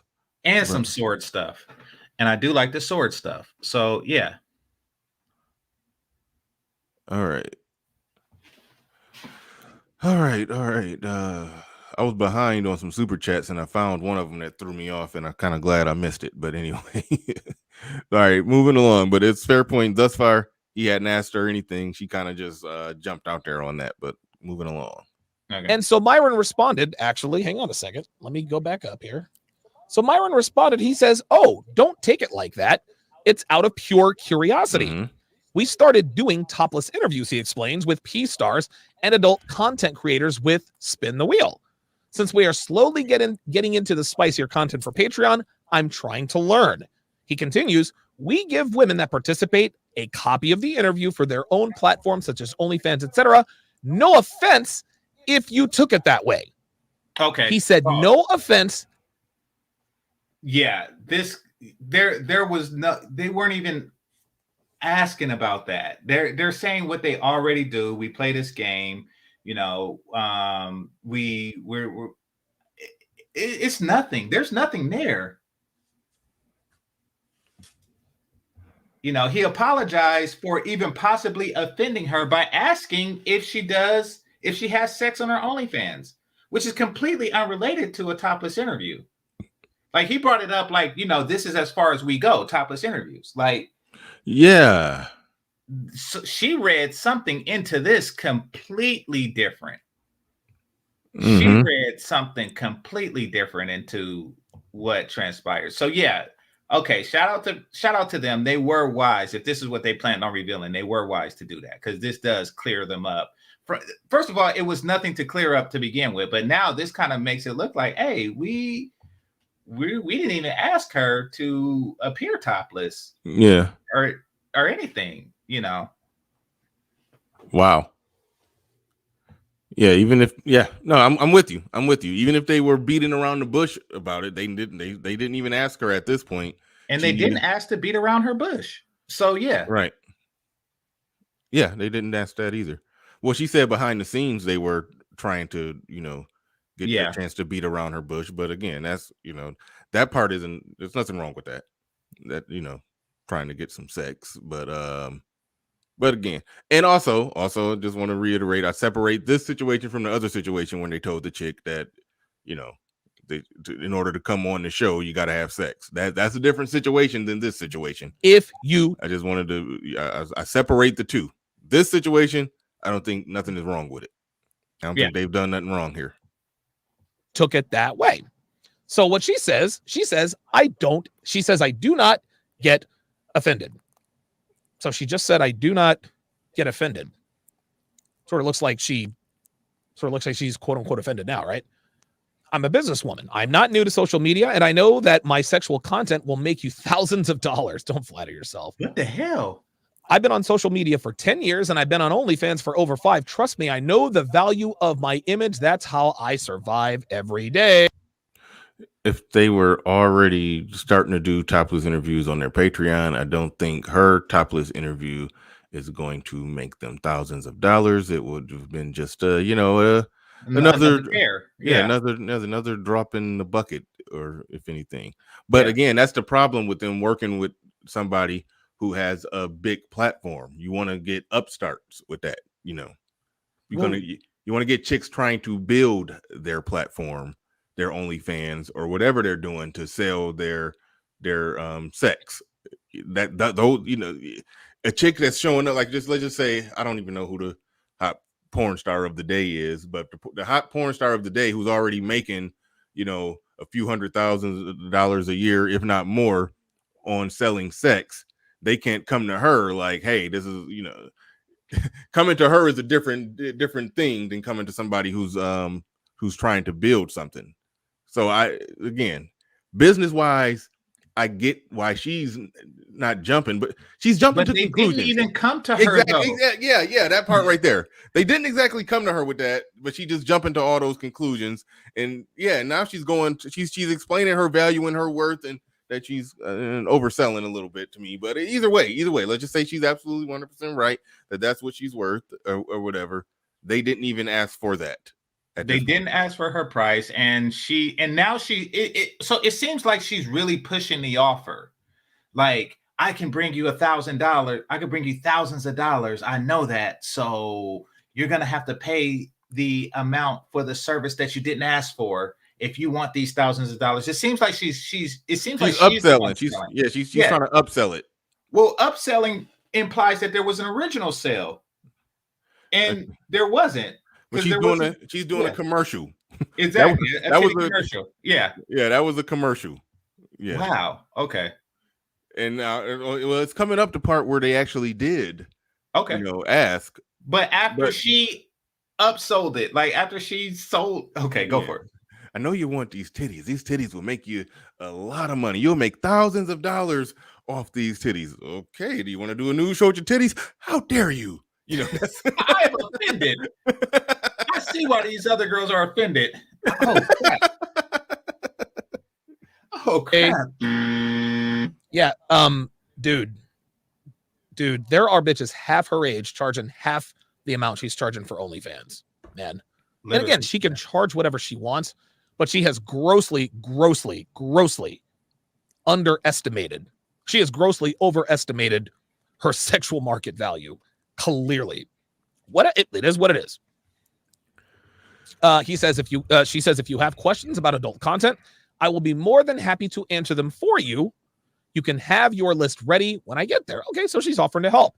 So Myron says, so do you or don't you want to do a nude show? She says, so are you going to pay me or not? I don't do adult content for free. Here is what she was talking about that Myron said. He said, you're getting a one-to-one interview for free in front of our audience. We typically charge around $10,000 for that. So it's an equal value exchange. But then he says, but I completely understand if that is a no from you. Okay. Yep. That last line. Yeah. She can't say it's no coercion. No. She can't say it's anything. After she advertised the value of her titties, and they said sold, we want the value of your titties. We just don't want to pay $2,500 for it, but we do want to offer you a one-on-one interview on the YouTube platform. And so, in exchange for you doing a back channel Patreon titty interview, come do a main one on the main channel, and hopefully you pick up subs of guys, horny guys who will probably also become a part of your $24.99 subscriptions or whatever. Like that's again, that go back to what I said at the beginning of the show. They came with a counter offer and they said, hey, but I understand if you don't want to go there. Now we can assess whether or not their counter offer was a good offer, a good deal for her. She can assess that and say no. They could assess the $2,500 for 42-year-old titties and say no. Deals were put on the table. Both sides declined. No harm, no foul. If there's a crime, show me the victim. I don't see it right here. That's where I'm at with this one. Yeah. I'm gonna see if something else was said. Let's play, see if something else was said after this. So he's letting her know, look, man, like we normally charge $10,000. And guys, by the way, he didn't just pull this number out of his ass. This is from Social Blue Book. This is from Social Blue Book that he's getting this from, right? Dude, almost $11,000. Dude, Kevin Samuels put me on to Social Blue Book a long time ago. He gets on me about that all the time. He's like, Donovan, you don't know the worth of your platform. He tells me this all the time. So Myron sent her the proof. Listen, I'm not just pulling these numbers out of my ass. Like this is the kind of exposure you're getting. You're getting $10,000 worth of exposure, right? So he says, but I completely understand if that. Okay, that proves something that I initially assumed. They don't charge $10K for an interview, but the estimated value of their platform for the amount of views that they will get to a particular content creator. Yeah, that the value of that is $10,000. Exactly. So, they use the software to determine that, and which is fair because she's saying, this is the value I bring you. I can make you thousands with nothing really to back it up. But they're saying, we can make you thousands too, bitch. That's what they're exactly. saying. Yeah, exactly. Like what we're offering you is worth this, according to this site. Yeah. That's a no from you. Myron's being respectful. He hasn't offended her. He said, look, the reason why I'm asking you for this is because we have a platform. Our platform is growing. We're the hottest podcast on the internet right now. Equal value exchange. And he said that. He says, here's the proof. So I'm not trying to pull a fast one. He says, can't talk ATM. I don't know what that means. She says, I'll see you Friday. I've already booked my flight and my hotel. I'm not going to do the adult content. Oh, wait, hold on. Interested in, but I will be. All right, what happened? I was playing in the chat.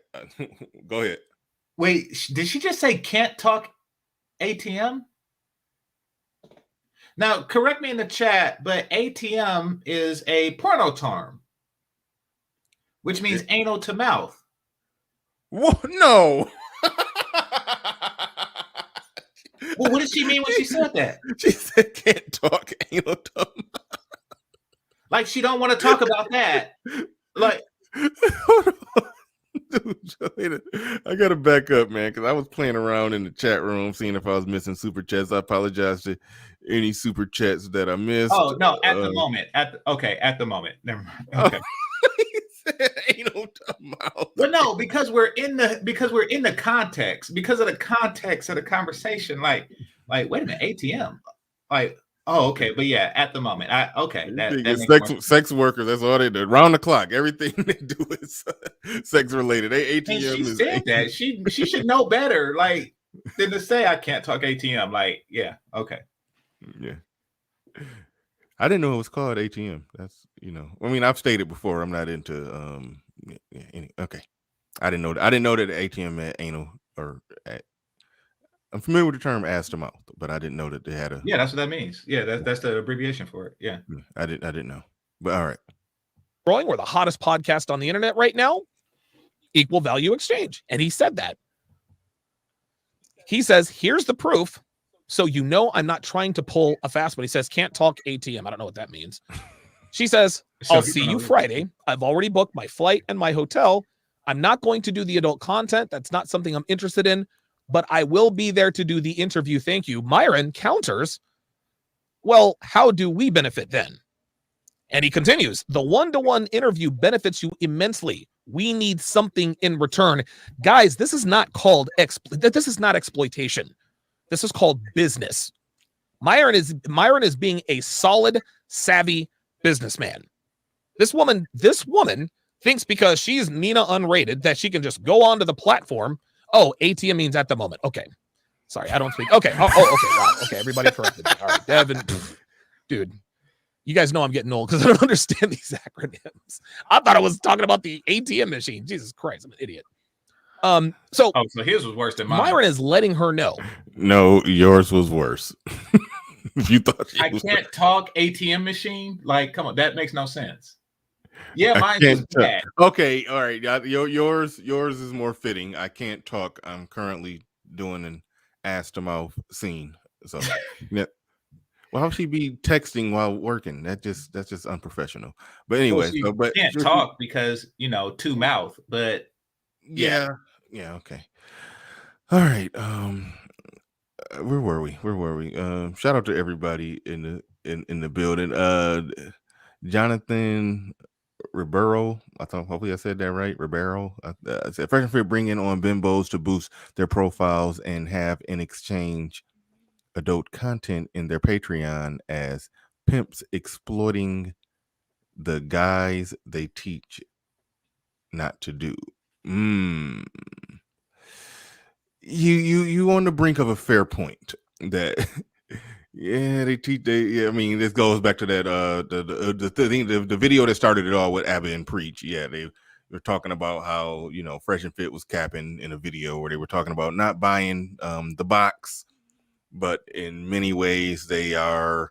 If their Patreon is going to turn into an OnlyFans page, essentially, where they bringing in girls to do topless interviews and all of that, well, then that means they got a lot of guys who they are essentially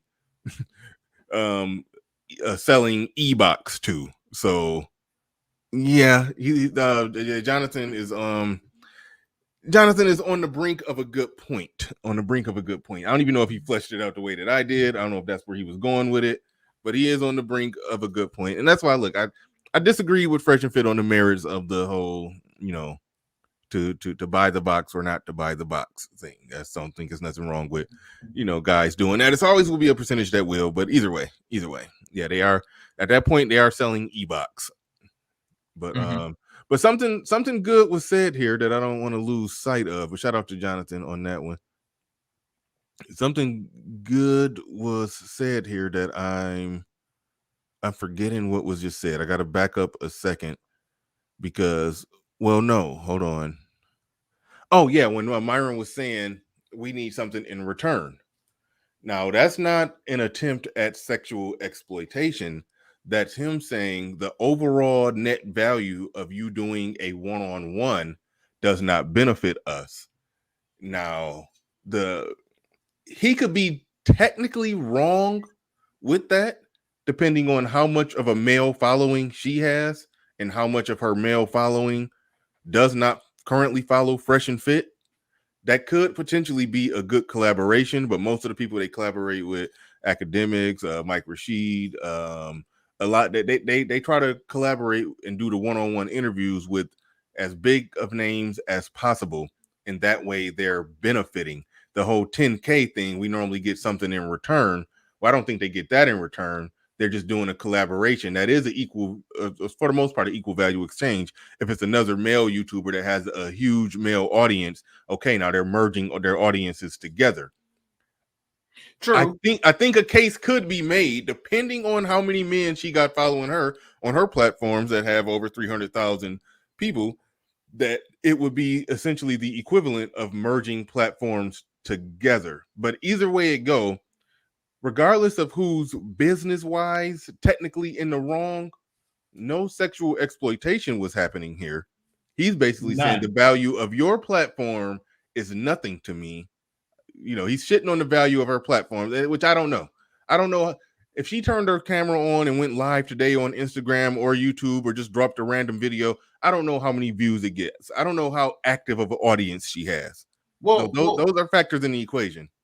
Myron's a negotiator, and he's going to highlight his positives first. He's not going to highlight hers. That's her job on the opposite end of negotiation. So he's a shrewd negotiator, which is something I can appreciate. But as far as innuendos and stuff goes, he hasn't done anything wrong. Like, it seems like she's pissed off about his negotiation tactic. Like, you know, he's basically upping his, like, this is what I'm offering you. I'm offering you all this. And he may know that she's also bringing the same value on her side, but he's not highlighting that because he's negotiating. I've literally had a male-to-male business negotiation where somebody did what was they put on the table a really uneven value exchange. He wasn't trying to exploit me, but if I was dumb enough to do the deal, then hey, he offered it, I accepted it, and then we move forward from there. But I declined it. But again, it's no exploitation. Is so she can't say that. It's just what he's asking for. He again, well, you basically said it. I basically said it. So we can kind of roll the tape from here. He offered the value of his business, the exposure he can give her in exchange for titties on Patreon. Yeah, that you can put that offer on the table. That's an offer you can put on the table. Yeah. For a sex worker who shows her titties anyway, he's just saying, I shouldn't have to pay you money because what you're going to get in value from my platform is worth the $2,500. It's worth more than the $2,500, I should say. And she thinks her value is higher. So these are just two people who are selling the product.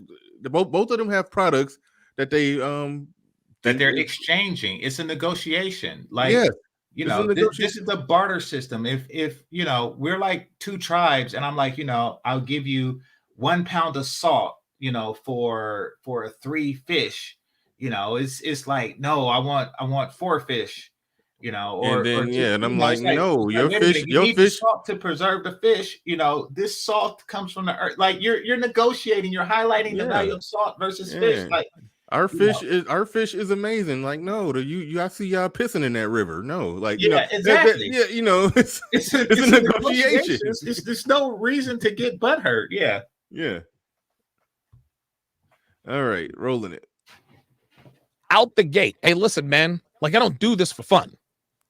Right? Like, this is a business. She talked about I'm a businesswoman and this and that and the other. Well, guess what? If she can be a businesswoman, then why can't Myron? Woo! Right? That was bars. Because remember when she was talking the language of business, he said what I just said. He's being a businessman. Yeah. He was just talking the language of business, or she was just talking the language of business a second ago. And then Myron turned around and talked the language of business, and then it's, how dare you? You know, that's what's happened. That's what I'm seeing happening here. Wow. Tricky Attorney says she doesn't know math. $2,500 is less than 10.8. Right, exactly. Wait, it's less than 10. He says we need something in return, or you can get us King Sid on the show. Perfect. Cool. If you won't do the nude interview, hook us up with King Sid. We give you our exposure if you can connect us with King Sid. King Sid, I did look him up last night. I couldn't remember his name earlier in the show, but that was the guy. It's King Sid. He has 1.9 million subs. Okay. So again, like I said, they ain't charging people 10K to come on. They're getting people hopefully bigger than them or just equal to them so they can exchange subs. And the Fresh and Fit, and this is sort of what they were saying when they were trying to go in on Abba and Preach. The amount of active, recently subbed, active subscribers that they have, their platform is technically outperforming a lot of platforms that have 1.5, 1.9 million subs. So they are right about that. Like, their value is extremely high when you look at how many active subs, how many active live viewers that they could get. A lot of those people can't get you know, a lot of live views. So sometimes subscribers don't mean as much. Hell, I just recently, I've been plotting on doing some content on Derek Jackson, but I'm just gonna let him live or let him die, one or the other. But he went live and he topped out at 150 live views. I mean, so that lets you know that subs don't mean nothing.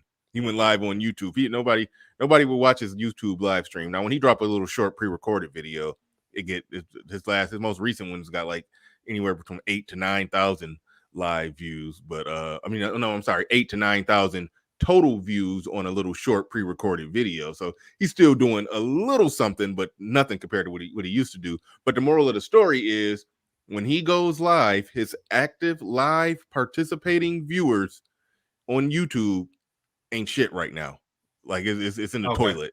It's in the toilet. So I'm saying all of that to say that Fresh and Fit, they do have something to bargain with due to the amount of live viewers that they get. Those are active viewers, so they can go tit for tat in exchange, and you know, they can trade on. They could trade. They can barter and trade with practically anybody right now.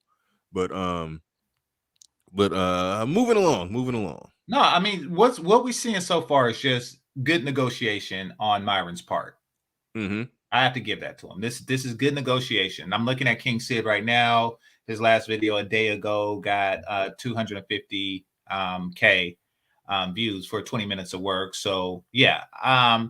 And he's saying, look, bring this guy on, and you know, we give you $10,000 worth of goods. You know, you use your, you know, feminine willies to, you know, get this guy, and this is win-win. Now, yes, mm-hmm. Fresh and Fit do come out on top, but that's him negotiating. Yeah. Either give us King Sid or give us titties. Yeah, that's. I mean, he's negotiating. What the hell? Yeah. Look at this. He says, just like you take pride in your adult content, we take pride in our loyal audience. You saw all the super chats come in, so people support us for real. Business, he continues, never personal. Woo. Logically Fallacious says, I thought ATM was ass to mouth. Actually, it is. I don't know. Maybe that's what I think Myron was giving a bitch ass to mouth. Was that what? Hey, you just got vindicated, GC. You just got vindicated. Yeah, I wasn't the only one that hit that. Only because she is what she is. Yeah. Oh man. Damn it. He couldn't talk? Like, I can't talk because I'm doing ass. I don't know. Probably. Maybe. Who knows?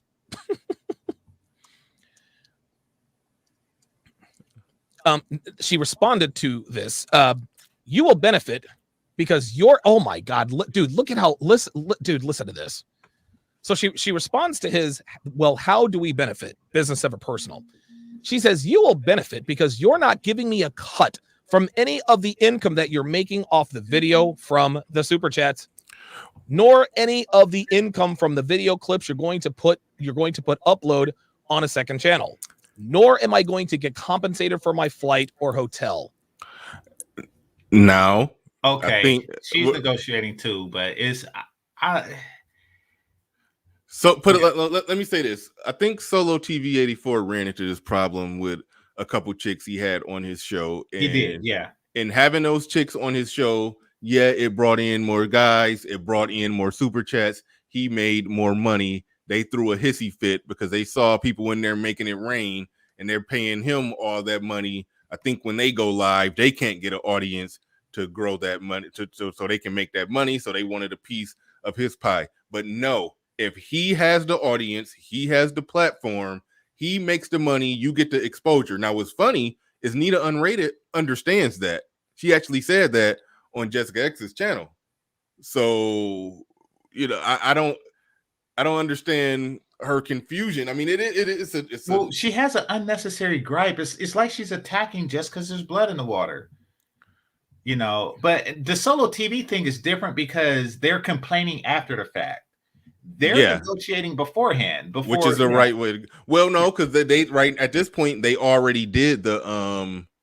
Did they know? Because she said, "I'll still do the interview." I think no. They did it. They did an interview where it wasn't a one-on-one interview. She was just one of the girls, you know, when they say Fresh and Fit live with 17 girls. Yeah. When they do one of those, she was one of the girls, and she was like real good because she was an actual sex worker. And yeah, she was on there spitting bars. I saw a little bit of it. She was spitting bars, and so they was like, "Hey, I want her to come back." And then so in the chat room was like, "Yeah, we like her. Yeah, let's bring her back."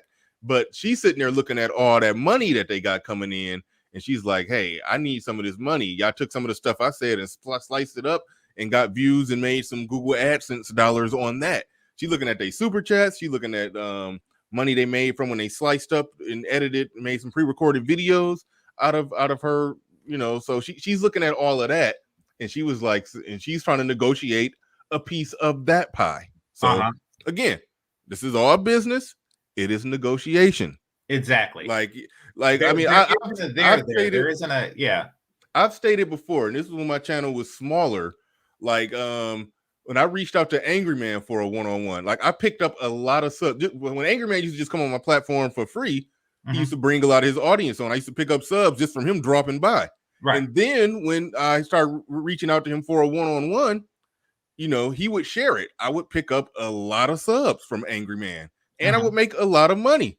I would give him a piece of that pie because the value that he brought to my platform, like he was helping my platform grow. Ain't no other way around that. Just so if somebody is that, if somebody is that big and they're helping you grow, then yeah, that's a thing. But if you already have the platform and that person comes on your platform, it's mutual exchange. Yeah, it's a mutual exchange. You're making arguably the money that you would have made anyway, and that person is getting the exposure, or that person is going to pick up, hopefully some more subs and grow their platform, so that you and that person, y'all doing content together, y'all putting on a good show, you making the money, and they're picking up the subs. That's a fair exchange. So again, business negotiation. I understand what's happening here. Nothing exploitative. And I love that Myron did say this isn't personal. It's all business. You're a fucking sex worker. Let's not lose sight of that. You're a fucking sex worker. So this is a deal that could either end up with, yes, you getting a one-on-one and getting exposure, and we getting King Sid, or this is you getting a one-on-one and getting an exposure, and we end up getting a Patreon behind the scenes video. That's the deal that he ultimately has on the table, and nothing wrong with those deals. Nothing wrong with those deals at all. Agreed. Now, shout out to Complex Design. He said that there's an announcement, and I'll read it. I was going to do a screen share, but I'll just read it. So, at the request of our loyal supporters, we are going to have an open Q&A with the viewers to ask questions about allegations and rumors. I want to be clear that we are not going to slander, insult, or initiate beef with anyone. We are simply going to present evidence so you all have all the facts. A lot of this information we have had for months and not shared. Let's see. With all the facts presented, it will allow you to make an informed conclusion. Okay.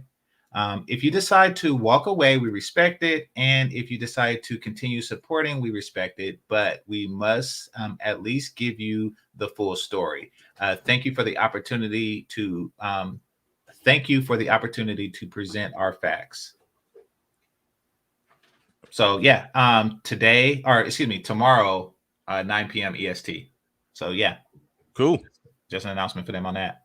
Cool. Hopefully they do it right, knock it out the park. I mean, Well, I mean, this actually is some vindication, Yeah, I mean, there is something there, like, because he did say that, we don't use it for sexual gain. I think he said something to that effect just now, which, doesn't really quite mesh with the other thing, but right. So far this is a W, and a much needed W for them. Yeah. I stand beside him on this. I can't stand with him on the other situation, but I can stand with him. I could stand with him on this. You can't invite. She tried to conflate it.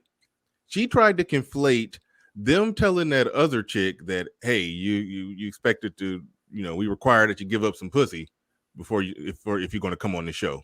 She tried to conflate what they did with her with this. And it's not related at all. It's she not the same. Has selective memory, which some people do. Some people remember situations completely different. She either has that, and we all can do that over time. It's just human, or she's just flat out lying. Well, no, truth be told, she kind of described it this way, but she just spoke about it like they were just being some completely crude, exploitative assholes.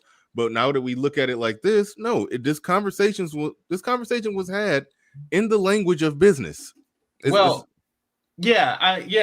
I'm saying. Like, she probably read it like that, which means that she remembered it different than what it was. Because this is purely business. This is strictly business. But also, she did say, and I'm going off of what she said, that they proposed the concept of doing a topless interview to her. Right. Like, he tells the story. They're like, hey, you want to do a topless interview? Sure, it's $2,500. Oh, no, that's too much money. Thanks, but no thanks. That's how she presents it. But really, it wasn't that at all. So, yeah. Yeah, so they're clean on this one. They clean on this one. Shout out to Nolan Baptiste, back at it again. He says after seeing this, Nina should be bashed for lying. I don't like the word bash. I don't either, because that's what they say. If we could offer a fair and even statistically accurate critique of something, you're bashing people. Like, so what do you mean by bash? I want to see her tits. What's her handle? What's her porn handle? What's her pseudonym? I don't know. I couldn't tell you at all. So it's Nina something. So somebody, if y'all can put that in the chat. Probably Nina Unrated. Presume, possibly, but I don't know. I couldn't tell you that. I couldn't tell you. Yeah. Well, I'm sure there's a lot of Ninas on Pornhub, but I'm bringing it up now. Yeah. So if you can mention it in the chat room, I'm not going to bring it on your screen. I'm saying, and I'm not going to play the sound on the screen. I'm just going to see her postings, and I want to see how she markets herself, and what she, what is she doing? Is it like senior citizen? Is her one thing with the 80-year-old white guy? I'm curious to know what her one porn thing is. So yeah. No, I am. I want to know how many views it got, stuff like that. I want to see her porn career. So yeah, if somebody knows her whole handle, let me know, and I'm gonna put it in the thing. All right. Shout out to Nolan once again, though. And as you guys can see right there, make sure you go and sub to Game Changer. Shout out to everybody in the building. I've not been checking on the likes. I've barely hit the like. I think I hit the like button. I've been boiling. I hit the like button. I've been boiling on that. But yeah, get the likes up, hit the like button. We probably can roll a little bit more of this, because I don't even know if they came to the conclusion of their negotiation. But so far, I mean, his negotiating is on point, but we'll see how far it goes.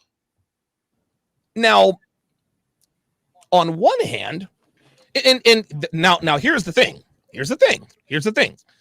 If she really had a bigger influence than Myron and Fresh, then I could certainly see where she's coming from.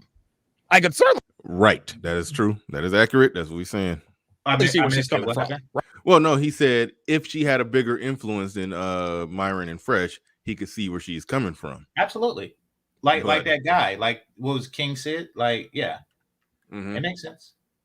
Because we can go on her channel, and I'm about to play the tape. I know some people want to see the rest of see what else happened in the conversation, but I am about to go to her channel really quick. And on her YouTube channel, I don't even think she's, holy shit, hold on. Okay, she's in a bathrobe, but she's getting, okay, anyway. Is it the same one? She just walks around with a white robe on all day? I think it was the same robe. Okay, so when she goes live, she does videos that range between 19. Well, I'm looking at it here. Look like videos that range between 19 to 30 minutes, and she gets about 30K views. Well, no, the older ones are fit. Yeah, so she gets views. She gets Yeah, she views. gets views. It's 10% of what King Sid gets. So yeah, it's very small in comparison to because Fresh and Fit they also do because I'm subscribed. I didn't unsubscribe to them just for like the bandwagon. I'm still subscribed to them, and I know they do 20-minute videos that are cutouts of their show, and they get they get 6 figures on that.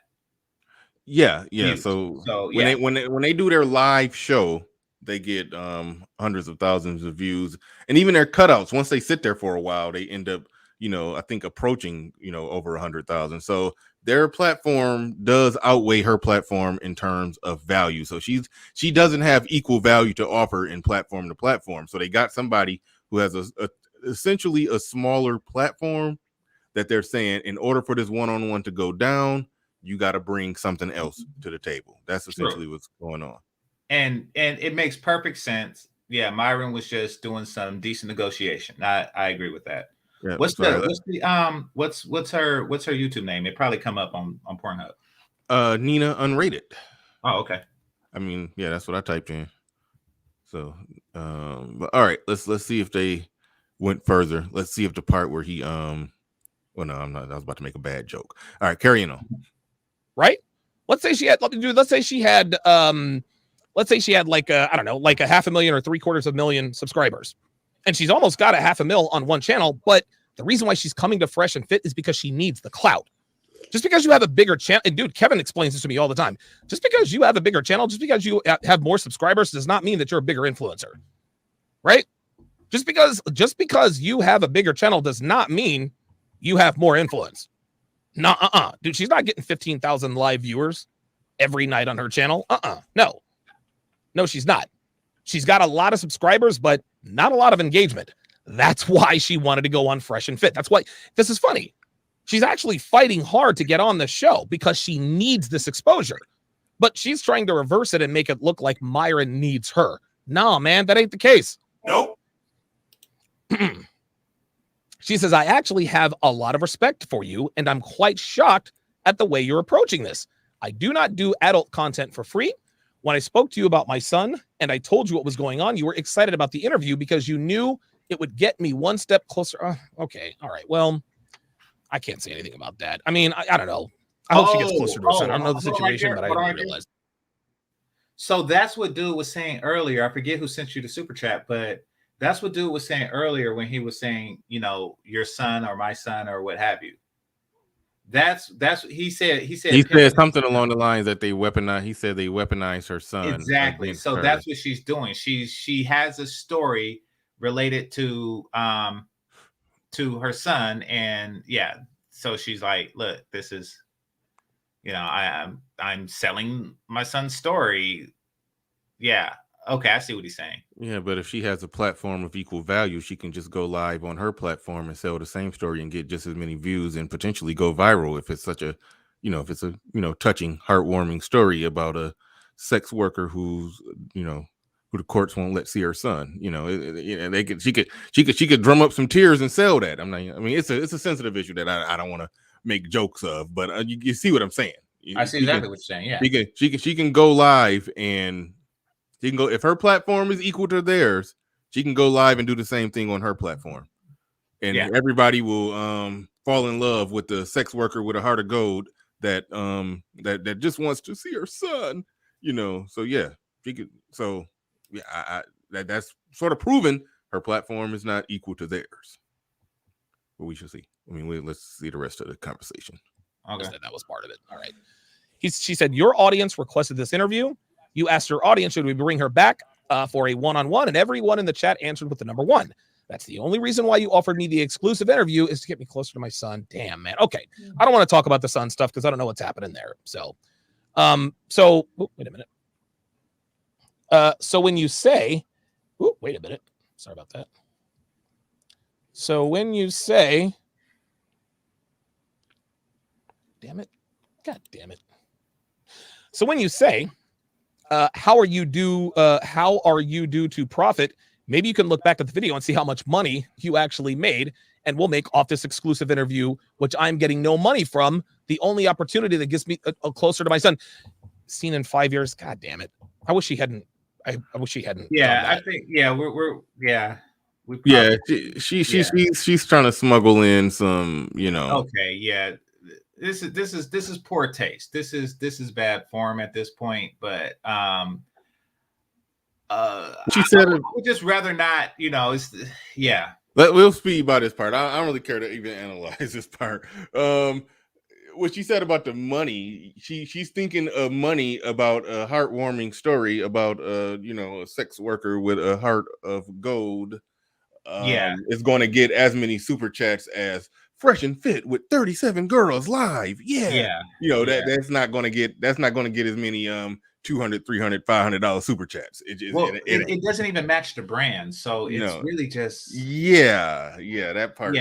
If they would be doing a favor, they want something in return. That's the name of the game. It's awkward. Somebody say cringe. Yeah, that was just yeah. It doesn't fit their show the way that she's trying to help a hooker get closer to her son. Like that does not suit well with their brand. But I mean, a decent conversation could be an interesting conversation. I just say could be had about sex workers who have kids and whether or not the courts are likely to take the kids from them, because we've seen situations where absolutely horrible moms got fresh out of prison and took the kid from the dad who had been raising them while she was in prison. We've seen stuff like that. So if they treating sex workers bad, that'd just be an interesting wrinkle to the conversations we have. If they treating sex workers the way that they treat normal upstanding citizen dads, that's interesting. So, but it's still not necessarily nothing that they need to do any content on. That's something that she wants to do some content on. Okay, you want us to put you under the spotlight and hopefully get some momentum going on whatever your situation is. Yeah, this still is business. This ain't a charity over here. So hook us up with. She could have just said, "Okay, titties are off the table. I'm going to try to get you guys the Sid. What's his name? I think King Sid or something. I'm going to try to get you King Sid, who has 1.9 million views. That's an easy thing to do. I mean, she could have just said, "Okay, I'm not going to do the titties thing unless I get cash up front, but I can try to get you King Sid, and then I'll get my interview about my son that they don't have to do, that they don't need to do, that doesn't necessarily fit their brand the way that she wants to do it, because she wants to sit in there and cry, and they don't really do girl tears on their show, at least not like that. So nor should they. Yeah, so she's asking she's asking a favor of them that they willing to do if it's beneficial for them. So yeah. Holy crap. So check this out. I'm at her page, right? I went to her page, so I was looking for like her porn handle. And the first thing that's there is this dirty spin the wheel. So did she just yoink Fresh and Fit?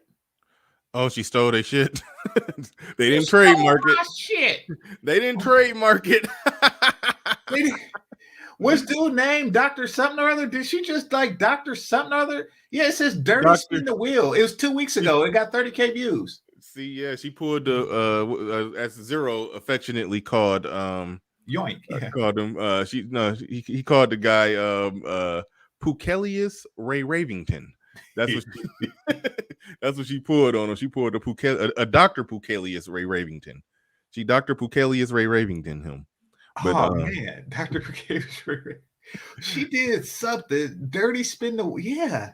She's like, so through this whole exchange, she's like, ooh, dirty spin the wheel. So she remembered the exchange enough to you stole my shit.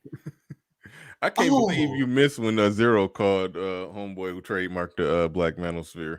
He called him Dr. Pukelius Ray Ravington. That was like the funniest shit ever, man. I like dropped my phone. I was listening to that. I about died. Like that shit killed me, man. That was funny as fuck. But all right, let's see the rest of this. Hopefully she's speed by the son part. Yeah. Problem. Here's the problem. She's completely dismissing the exposure she's getting on Fresh and Fit. Mm-hmm. You have me on the show, she says, but you're not giving me a cut, right? She is completely dismissing the exposure she's getting on Fresh and Fit. She completely missed the boat. If she did a topless something or other and Myron and them put it on Patreon, guess what? That's another, and they're already paying for Myron's content. Those are paying customers. Those guys are more likely to pay $24.99 for your OnlyFans than most other people. Yeah. Myron and Fresh have a paying audience. They pay for this content. They pay for this content, man. Like, this is like, dude, she completely missed the boat with this. She says, you're not the first person that asked me for my life story. You're the first person that I agreed to give the story because I saw you as a man of the law, whatever. No, that's not why she agreed to this. She agreed to this because Myron and Fresh have the hottest podcast on the internet right now. That's why. My respect for you is automatic, so I'm very confused and a little bit disappointed on how I'm being handled right now. I myself also am a professional, which is why I carry myself like a professional, and never have I disrespected you or anyone in your audience. Are you saying that if you can't exploit my sexual image, you're not going to do the interview?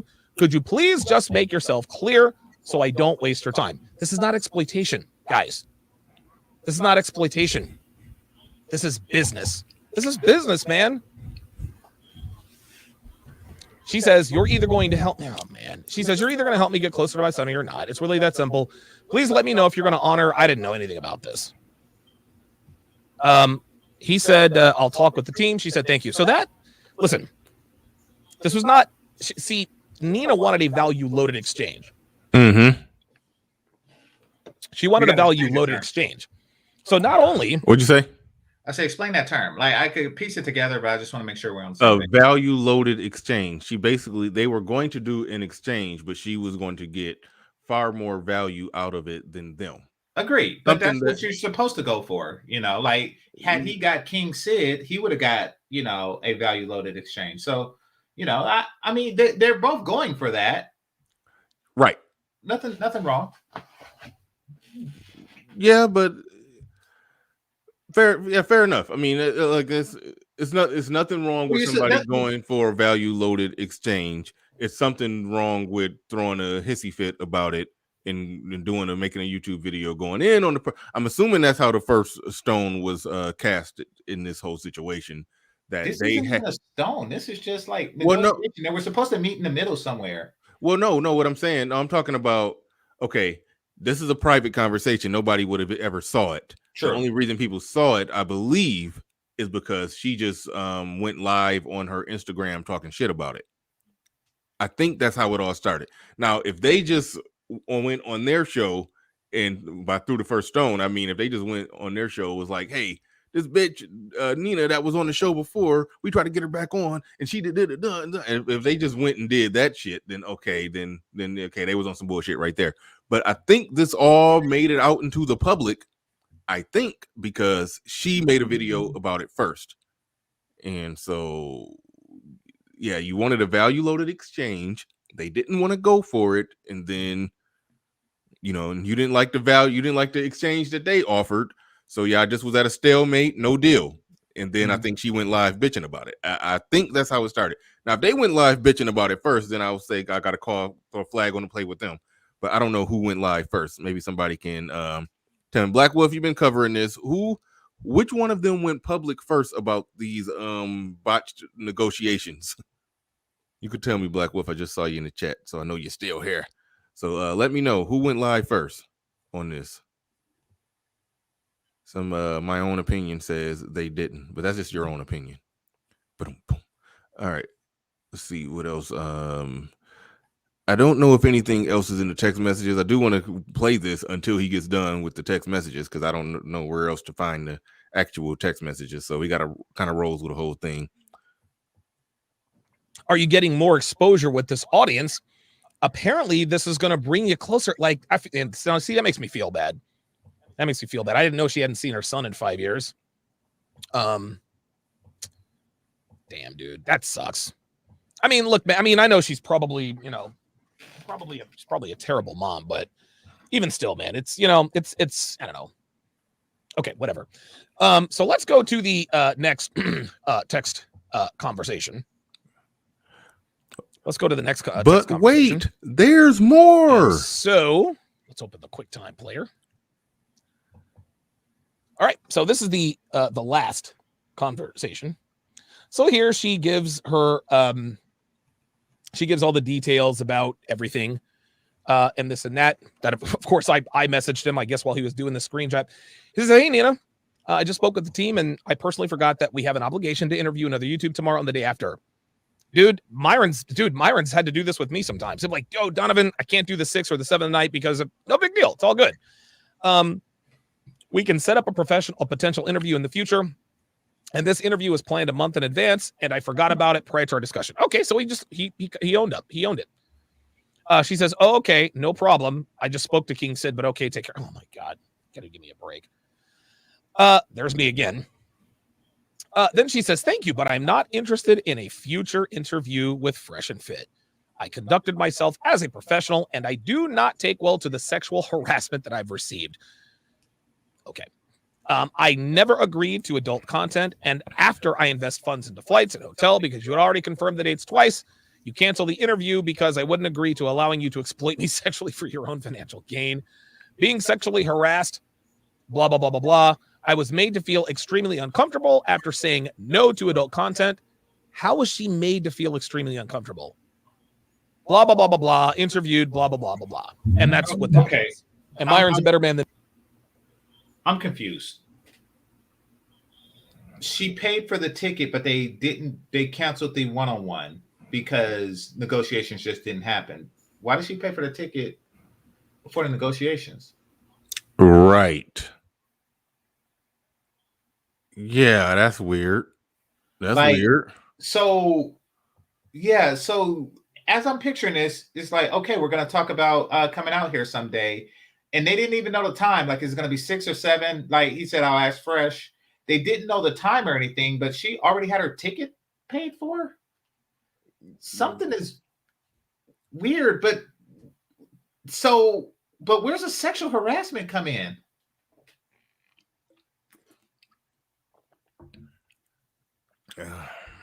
And to answer your question, who did it first? If Donovan is on this exchange on this message exchange, then she did it first.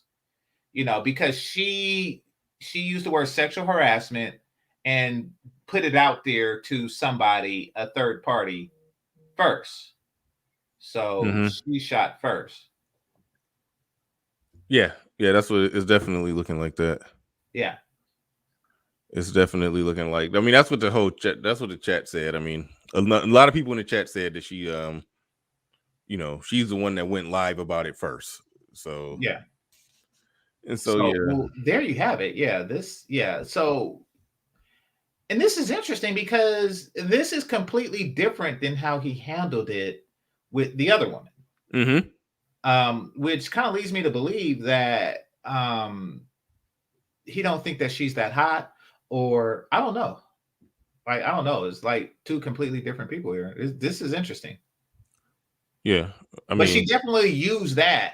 She used that situation to give credence to whatever she wanted to say, whatever, mask or whatever image she wanted to put. She's seen the opening and she pounced. Yeah. But actually, I think her original video was 3 weeks ago. I think she dropped a video 3 weeks ago about this whole situation, if I'm not mistaken.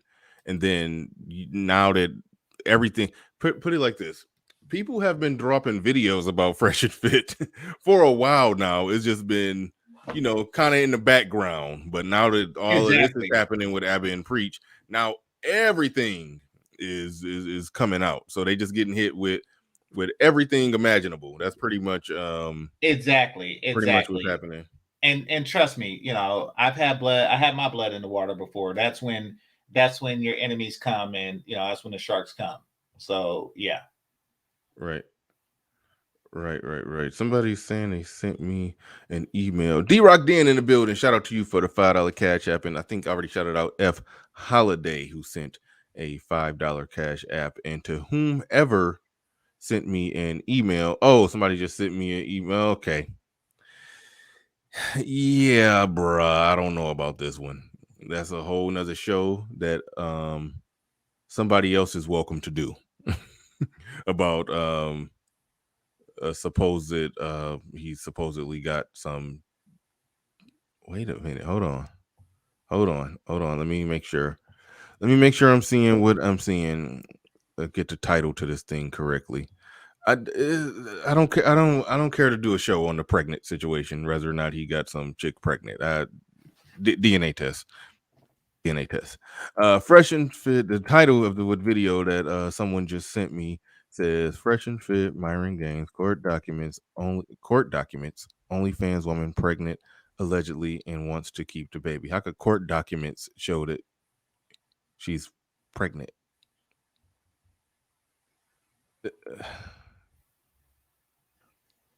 Bruh. Once again, is that really like a shot at him? Yeah. Yeah, come on now. We gotta, brothers, like you did. Let's not be so quick to let's not us be sharks. Exactly. You know. Yeah, like I'm not saying that's what you were doing, D-Rock, then, but you know. No. D-Rock then sent the Cash App. That's somebody else who sent me an okay. email. D-Rock then just sent the Cash App. That's it. Okay. So no, D-Rock then cool. D-Rock then didn't do nothing. Well, even the person who sent it, let's not us be sharks, because they're gonna come. They're gonna come, you know.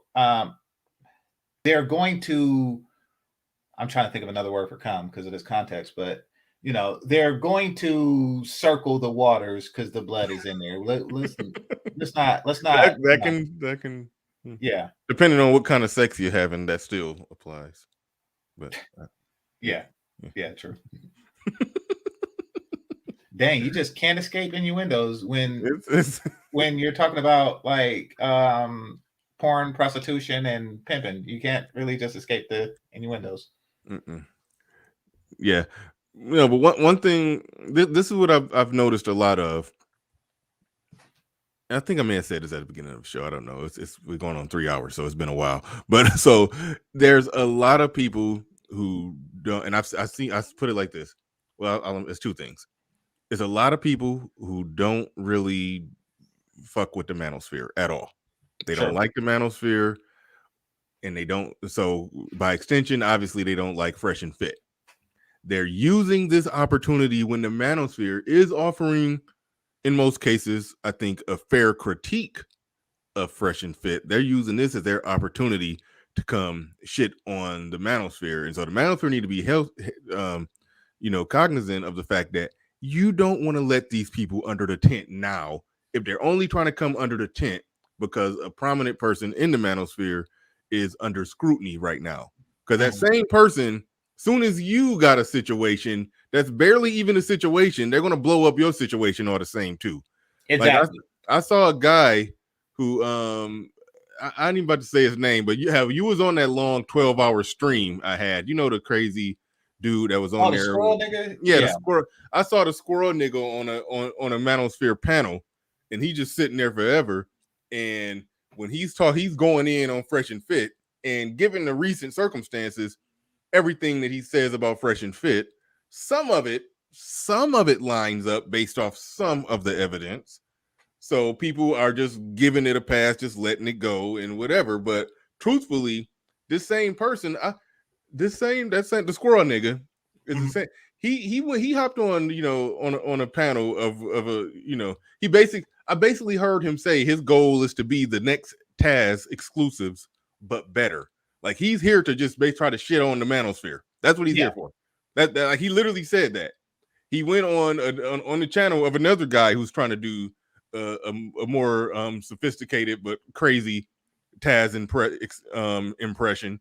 He went on his channel and said that, yeah, I'm out here. He basically admitted his goal is to bring the manosphere down. Like that's what he want to do. But this guy, because of this Fresh and Fit situation, this guy is able to get comfortable on panels, and the shit that he's saying about Fresh and Fit, he really say he mean that for everybody. Exactly. He just got some evidence on Fresh and Fit. So it's like, so I'm observing a lot of stuff, and I'm seeing a lot of people getting welcomed under the tent, and that goes back to what you're saying about let's not be sharks. Let's not just do a formal feeding frenzy right now.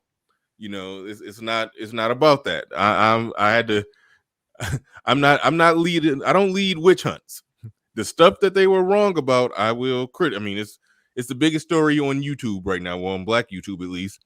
The stuff that they were wrong about, I will give my honest critique and opinion on it. The Nina Unrated thing, nothing was majorly wrong about that.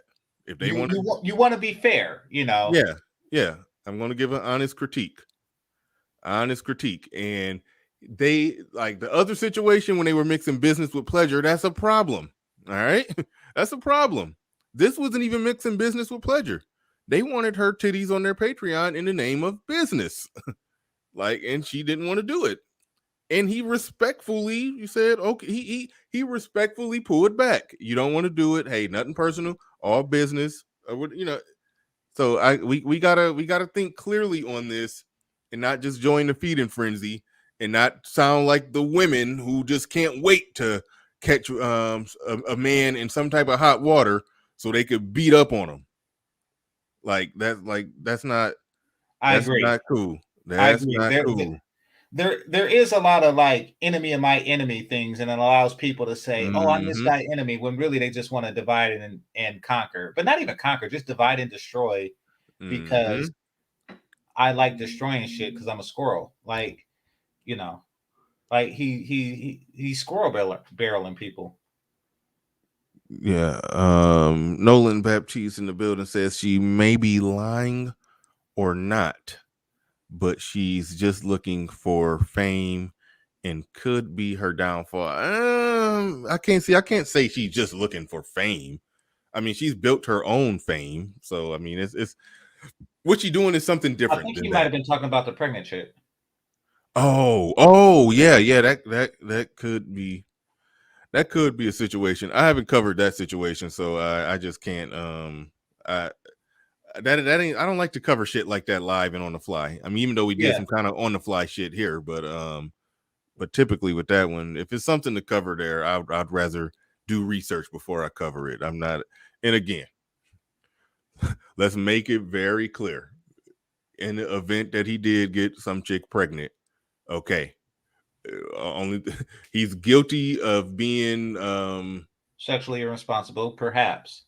Yes, that and that's a problem, and we speak against that. Yeah. However, it happens. It's a problem, but it happens. But we're not about to clutch our pearls like a man got a woman pregnant, and we're not about to clutch our pearls about it too hard. But yeah, that is some reckless shit.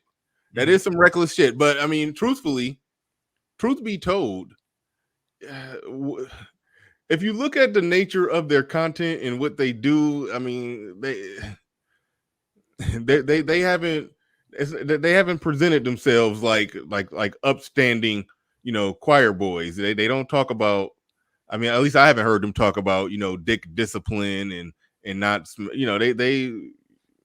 it sort of lines up with their content. I don't want to say, well, that's not fair. I'm not going to go there.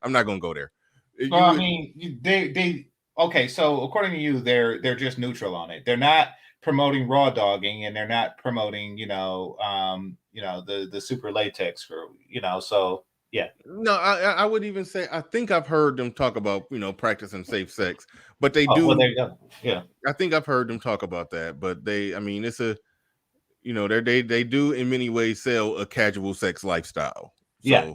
So if you're having a casual sex lifestyle, there will be casualties. There will be men who are going to slip up. Ideally, you want to have a casual sex lifestyle, practice safe sex, don't get nobody pregnant. But there will be a percentage of men who will fuck up. And it's kind of messed up when somebody who guys look up to as a leader is among those that fucked up. So there's something to be said there, but I'm gonna step back and withhold criticism on that one. Astro in the building said Jessica and fantastic. The bro was wrong for they vid. Yeah, I can't. I mean, I obviously, if you listen to me here, I got a different take on than Jessica X on it, and a different take than Fantastic on this one. He was leaning more towards the stuff that she was saying about them you know, she was basically calling them some cornballs, said they was trying to have sex with her and they was lame in their whole approach to it and blah, blah, blah, blah, blah. And, you know, Fantastic was agreeing with her analysis, but again, that's her hearsay analysis. And at the same time, being lame and corny in your pursuit of pussy isn't a crime, but it's a bad look when you're a dating coach, but women are exposing you behind the scenes as pursuing pussy in a lame ass way. So, right. I mean, that's something that guys in this space will clown somebody for. But we really shouldn't, because that empowers women to, because lame is a subjective thing once again. So you're basically giving women the power to, you know, basically your respect of your brethren is determined by women. Mm-hmm. Is essentially that, like, you know, I mean, and I don't want to live in such a community where, you know, if 10 women just came out and said Kevin Samuels is lame, then all of a sudden we turn our backs on them, you know, like that's, we can't really empower them that way. That's really for us to determine if we feel that way about them. And don't get me wrong, it's for them to determine if they feel that he's lame. It's for us to determine if we feel that he's lame. Yeah. And like I said before, I don't care if a guy is lame. I mean, yeah, the manosphere is the home of the Pookie and Ray Ray versus the educated lame debate, and most of the manosphere was on the side of the educated lames. Yeah, exactly. So we don't. I don't beat up on a guy for being lame, but there is your teaching game, and then your game is being exposed aspect of it, where it's like a, you know, an understandable side eye, side eye. Well, we need a different word than lame, because lame, you're right, it implies it goes for like the educated lame, and, you know, or just people. Yeah, there's nothing really wrong with it, you know, per se. But then we use it, and perhaps we shouldn't. We use it for squirrel niggas, and they're like in a category of strange altogether that requires its own name. Yeah. So they're not associated with educated lames. They're just like in their own universe of weird. Yeah. In the name of not pulling what Abbott and Preach. Well, it's been speculation that they have their reasons for going at for going at Fresh and Fit on the capping and the whole little thing, or that there's just been people who put things out there, O'Shea, that there's things behind the scenes that if we knew it, we would understand why Abbott and Preach did what they did. But I just want to make it clear. My take on this, I can't even flesh out, you know, this is to what Astro was saying, because he's saying Jessica X and Fantastic was wrong. I don't know Fantastic exact specific take on it, but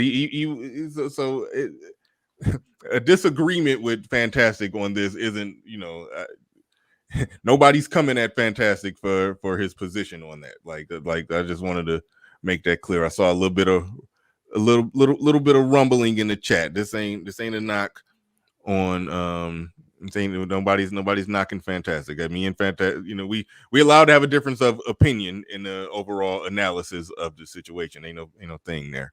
But UFO Kamikaze in the building said Jessica and Fantastic made that distinction last night. They were fair and allowed Fresh and Fit an opportunity to leave the chat and come up. They declined to offer. Wait a minute, Fresh and Fit was in the chat? Yeah, I've seen that part. Yeah, Fresh and Fit were in the chat. And I can see why they wouldn't come up, because, you know, I wouldn't either. I wouldn't go up on a smaller platform.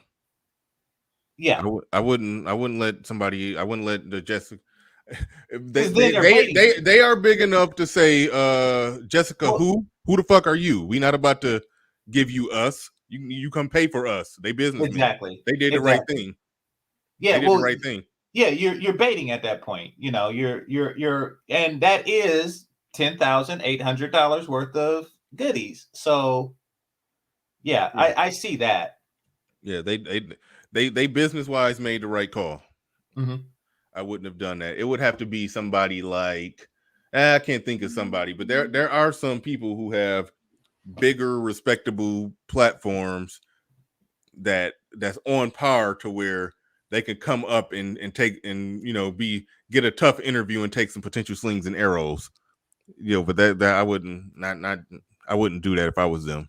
Yeah, I agree. It's kind of like what Tommy was attempting to do with Kevin. Like, Mm-hmm. I talk crap because we were supposed to do an interview and blah blah blah blah blah blah. And Kevin handled it the same way. Jessica X is a mod on Fresh and Fit's channel. That's what Black Wolf is saying. Okay, I didn't know that. Plus the super chat was going to be all Well, I know negative. Black Wolf is a mod there. Yeah, Black Wolf is. Yep. Fresh and Fit knows about Jessica X. She was mad. She was okay. They're saying was a mod on their channel, and they took her mod wrench away before the last night show. Wait, they took it before that. So they what, took it what before did she that. do before that? I don't know, but maybe that had got something to do with why she went hard in the paint against him. Maybe that was a Sydney Pettier production. No, just playing. But no. Let's say they hold on. Wait. Now we're getting more recent developments. They gave it back to her. I was there. Okay. So she still got a wrench on their platform. Okay, cool. So what, are they just yo-yoing wrenches? Like, I don't know. I mean, I've taken the wrenches and give them back depending on the person that I taketh it from. But no, listen. It's a lot of stuff. It's a lot of stuff going on. I mean, people have their analysis of things. If we're talking about the Nina Unrated thing, I don't know. There's a breakdown in your analysis. If you think, oh wait, hold on. I want to formally acknowledge this. Okay, Sexy Red says, "Let me get a wrench, Bernard. I just wanted to blow up my screen really big so I can look right in the camera and say no."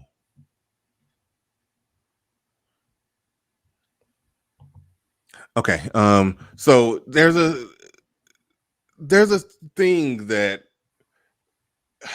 I hate to say this, but hold on, let me get rid of that off the screen. I'm trying to be nice and fairly friendly here with it's okay. A chick that sell pussy is charging guys up with trying to exploit them, even though the language of the discussion was business, even without seeing those text messages. Even without seeing those text messages, I heard offer, counter offer, decline.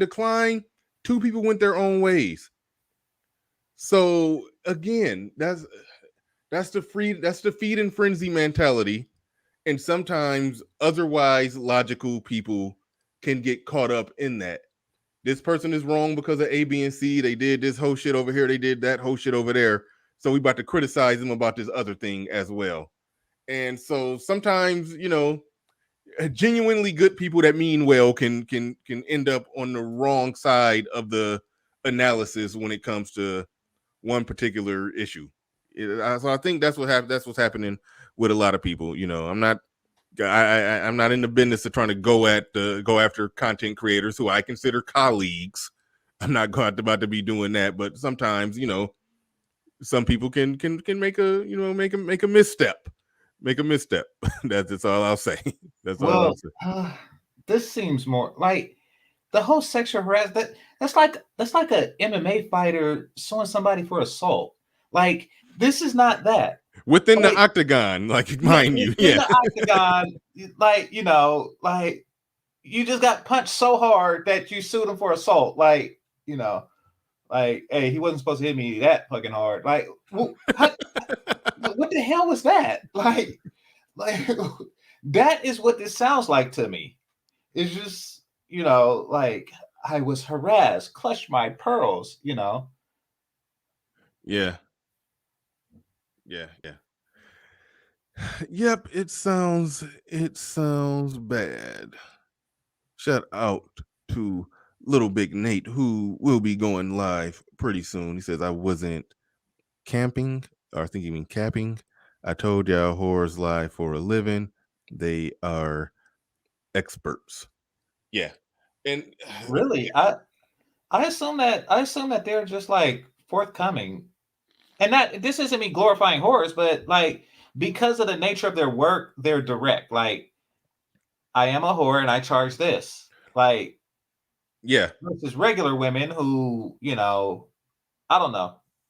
I thought that they're, like, hey, $40 and you get this, this, and this. But Well, maybe, they okay, and she actually made this argument, and that it's a fair point to say that a whore, somebody who's in the sex business, she's already at the lowest of the low in terms agree. of the way people view her in society. So what has she got to lie about? She's a card carrying a menace to society. So Yeah, I have nothing to lie about. yeah, she's a hero. However, Yeah. However, they can get in entanglements, and they are women who engage for a living in something, in an activity that that your moral character got to be, you're on some amoral shit if you're selling pussy.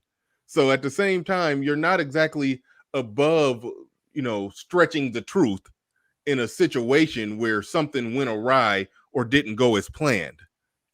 So, and that's essentially what was going on here. She had a situation that she wanted to go a certain way, it didn't go that way, and so now she's mad. Like, women do that all the time.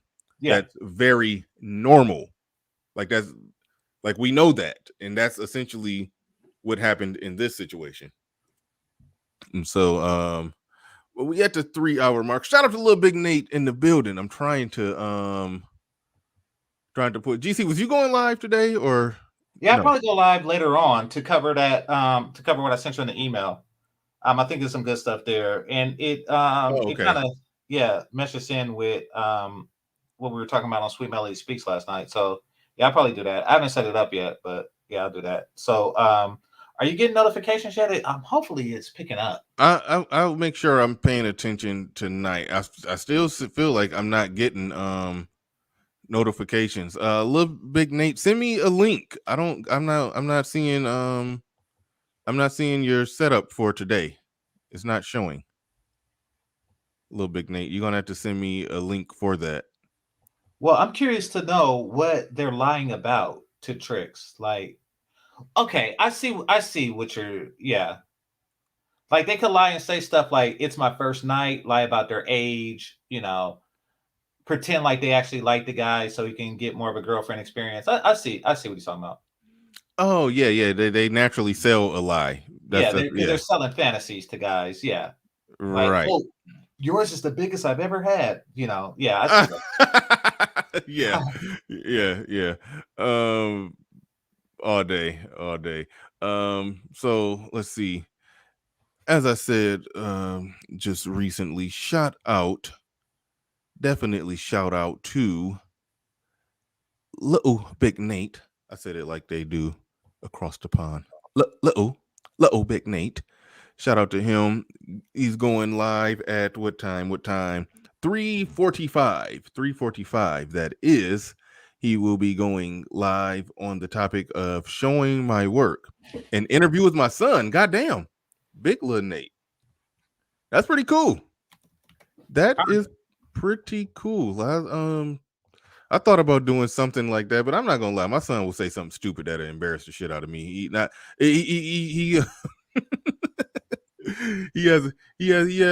a personality. His jokes just come ill-timed, to put it like that. I'm like, no. Oh crap! Your son's gonna grow to be me. I used to embarrass the shit out of my father too. Yeah, I can't risk it. I can't risk it. Yeah. Even though it might be funny. It might be funny as hell. It might play over well, but I'll just be like, man, what the hell did you just say? But no, he's funny. He's funny as hell. But all right, well, I'll go live after this. Here, I'm making it now. Oh, cool. Yeah, go ahead and we'll do a handoff right over to you. But Little Big Nate going live in 2 hours, showing his work, interviewing his son. That should be pretty good. I'll definitely be there. And I'm going to take the poll right here. Do you think it's a good idea to raise young black boys to be conservative? Yes, he'll be focused and successful. Yes, he won't make excuses for failure, I believe that says, yes, real men are conservative. All of the, well, damn, you could have made it, gave me something. Okay. I don't like the all of the above. I'm not gonna, yeah.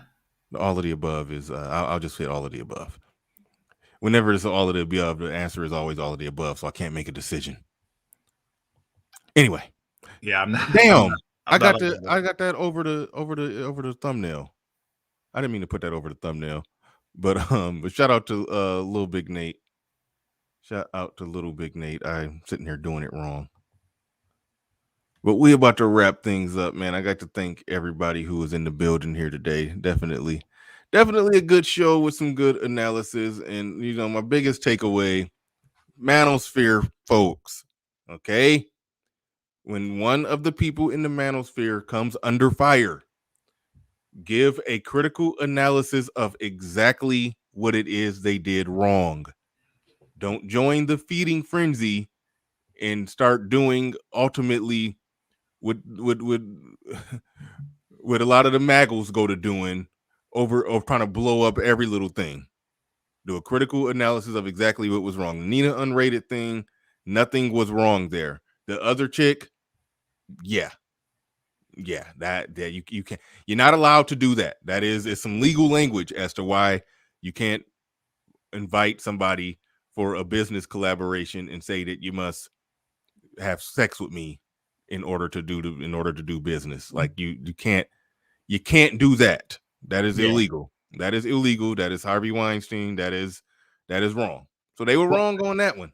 Unless they can somehow explain their way out of it or show some text, some hidden text messages, then other than that, I don't know how they can argue their way out of being wrong right there. That was a flag on the play. And we can analyze that critically with legal language and say they were wrong there. But we're not going to charge somebody up of doing something, even if there wasn't no legal language behind that. I still think it's kind of in poor taste. You know, you can invite a chick to your house.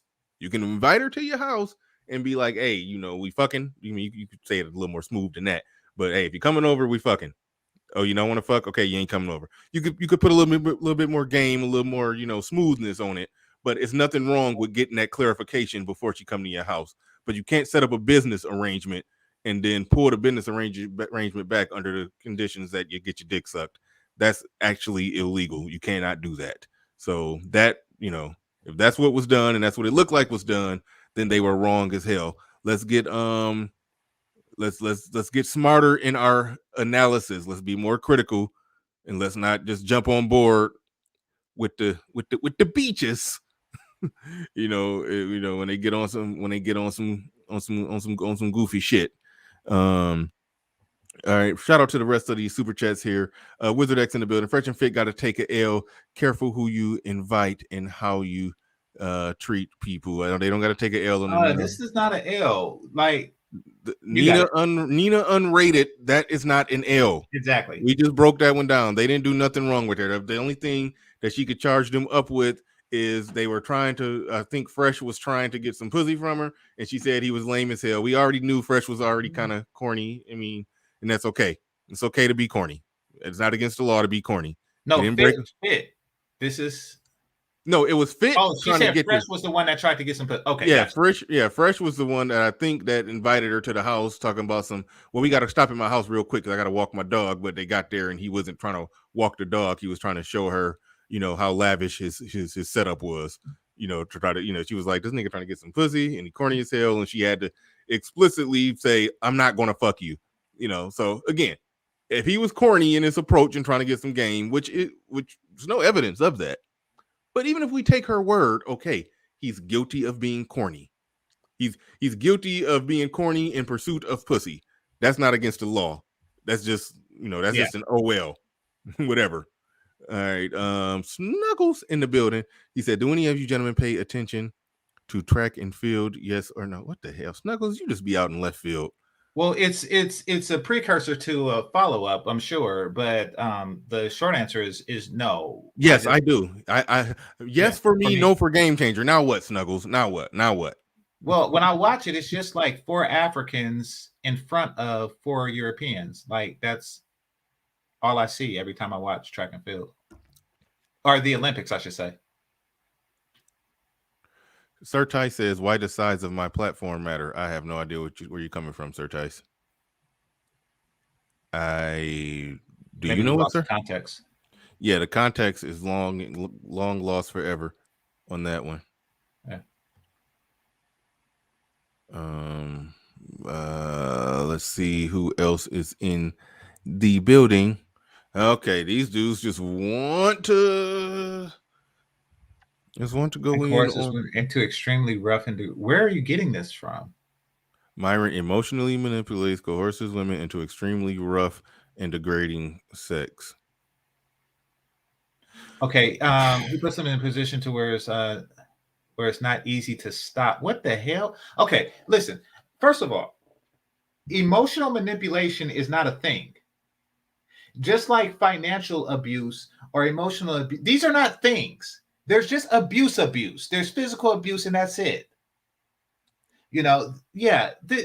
Oh crap. This is okay. Listen, okay. Remember when I said there are people who are not a part of the manosphere who come in here with a bunch of maggle shit, but because Fresh and Fit are under fire for some of the things, legitimately so, this is their opportunity to just come and say ridiculous shit. A woman saying that he emotionally manipulates and coerces women into extremely rough sex. Okay, ain't nothing wrong with extremely rough sex, and degrading sex is subjective. But a woman saying that a woman can have sex with him, and then after the sex is over, he's on to the next day, on to the next show, got 8 more girls in there, and he's trying to fuck a new girl, and he's no longer responding to this chick. So now she feel bad about getting aggressively bent over that countertop like that. Like, so it's so many different things that we just can't take that on some hearsay. We can't. I'm sorry. Like, come on. Exactly. It just came out of nowhere. And what's worse, what do you do? What do you do? If he does extremely rough sex, what kind of sex do you do? Unextremely rough? Extremely soft? What do you do if not extremely rough? What in the hell? You look at other people fucking and say, that was extremely rough. What does that say about like, oh my, that was rough. And you're just like sitting there with your hand over your mouth like, oh, is that you?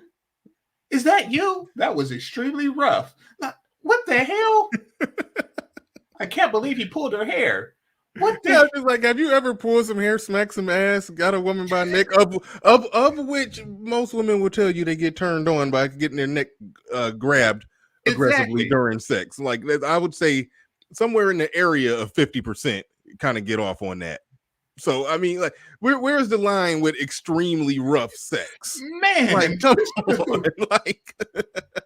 Yeah, like unless somebody is bringing out like a baseball bat like Negan, I don't see. It's extremely. What is wrong?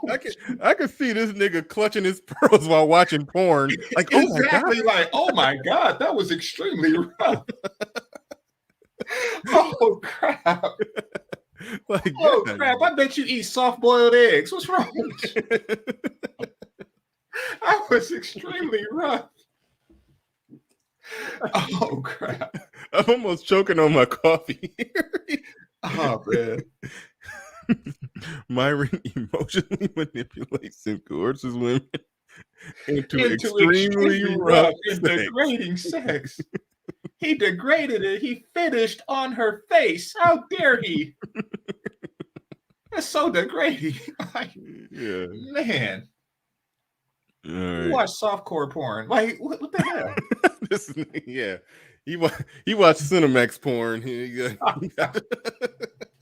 Nah, he watched Nickelodeon porn. This man is just off. He says, I'm quoting what pregnant Miss Cheeks tweeted. Yeah, no, you're. But that's just her opinion. Like, why are you quoting women opinion and stating it as a man fact? You put it in your own words. Yeah. Oh no, it was quotation marks around it. It was quotation marks, but still, this is the second time he posted that. He wanted it out there. He wanted it to discuss. He wanted it to be a thing, I presume. Maybe he just was maybe he was just stating the information that was said, that was tweeted. Maybe that was the case. We're not extreme. We're not sure on that one. Mr. in the building. He says Myron made her fly a hang glider while he hit her from the back, and that would definitely qualify as what did he say? Some hard. He puts rating, that would put her in positions where it's not easy to stop. Yeah, you on a hang glider and getting hit extremely, extremely rough. Can you be extremely rough on a hang glider though? Like, yeah, it seemed like it'll affect the flight. Yeah, I don't think you can do that. Shout out to Mr. And Melody says, "I love y'all, very entertaining. Thanks." Shout out to Melody. I think that is it on the super chats. We got it. He said sex and Jurassic Park. Yeah, they're using sandpaper condoms. Like, what's extremely rough? Yeah, man. We can't go to the moon with it. We cannot go to the moon with this. Oh man. That was a funny super chat. Coercers went into extremely rough sex. How do you coerce somebody into rough sex? I mean, if he, at least he's verbally explaining to them what he wants before he does it. Well, he's quoting a woman who just felt he emotionally manipulated me, and that was extremely rough. Like, yeah. Mm-hmm.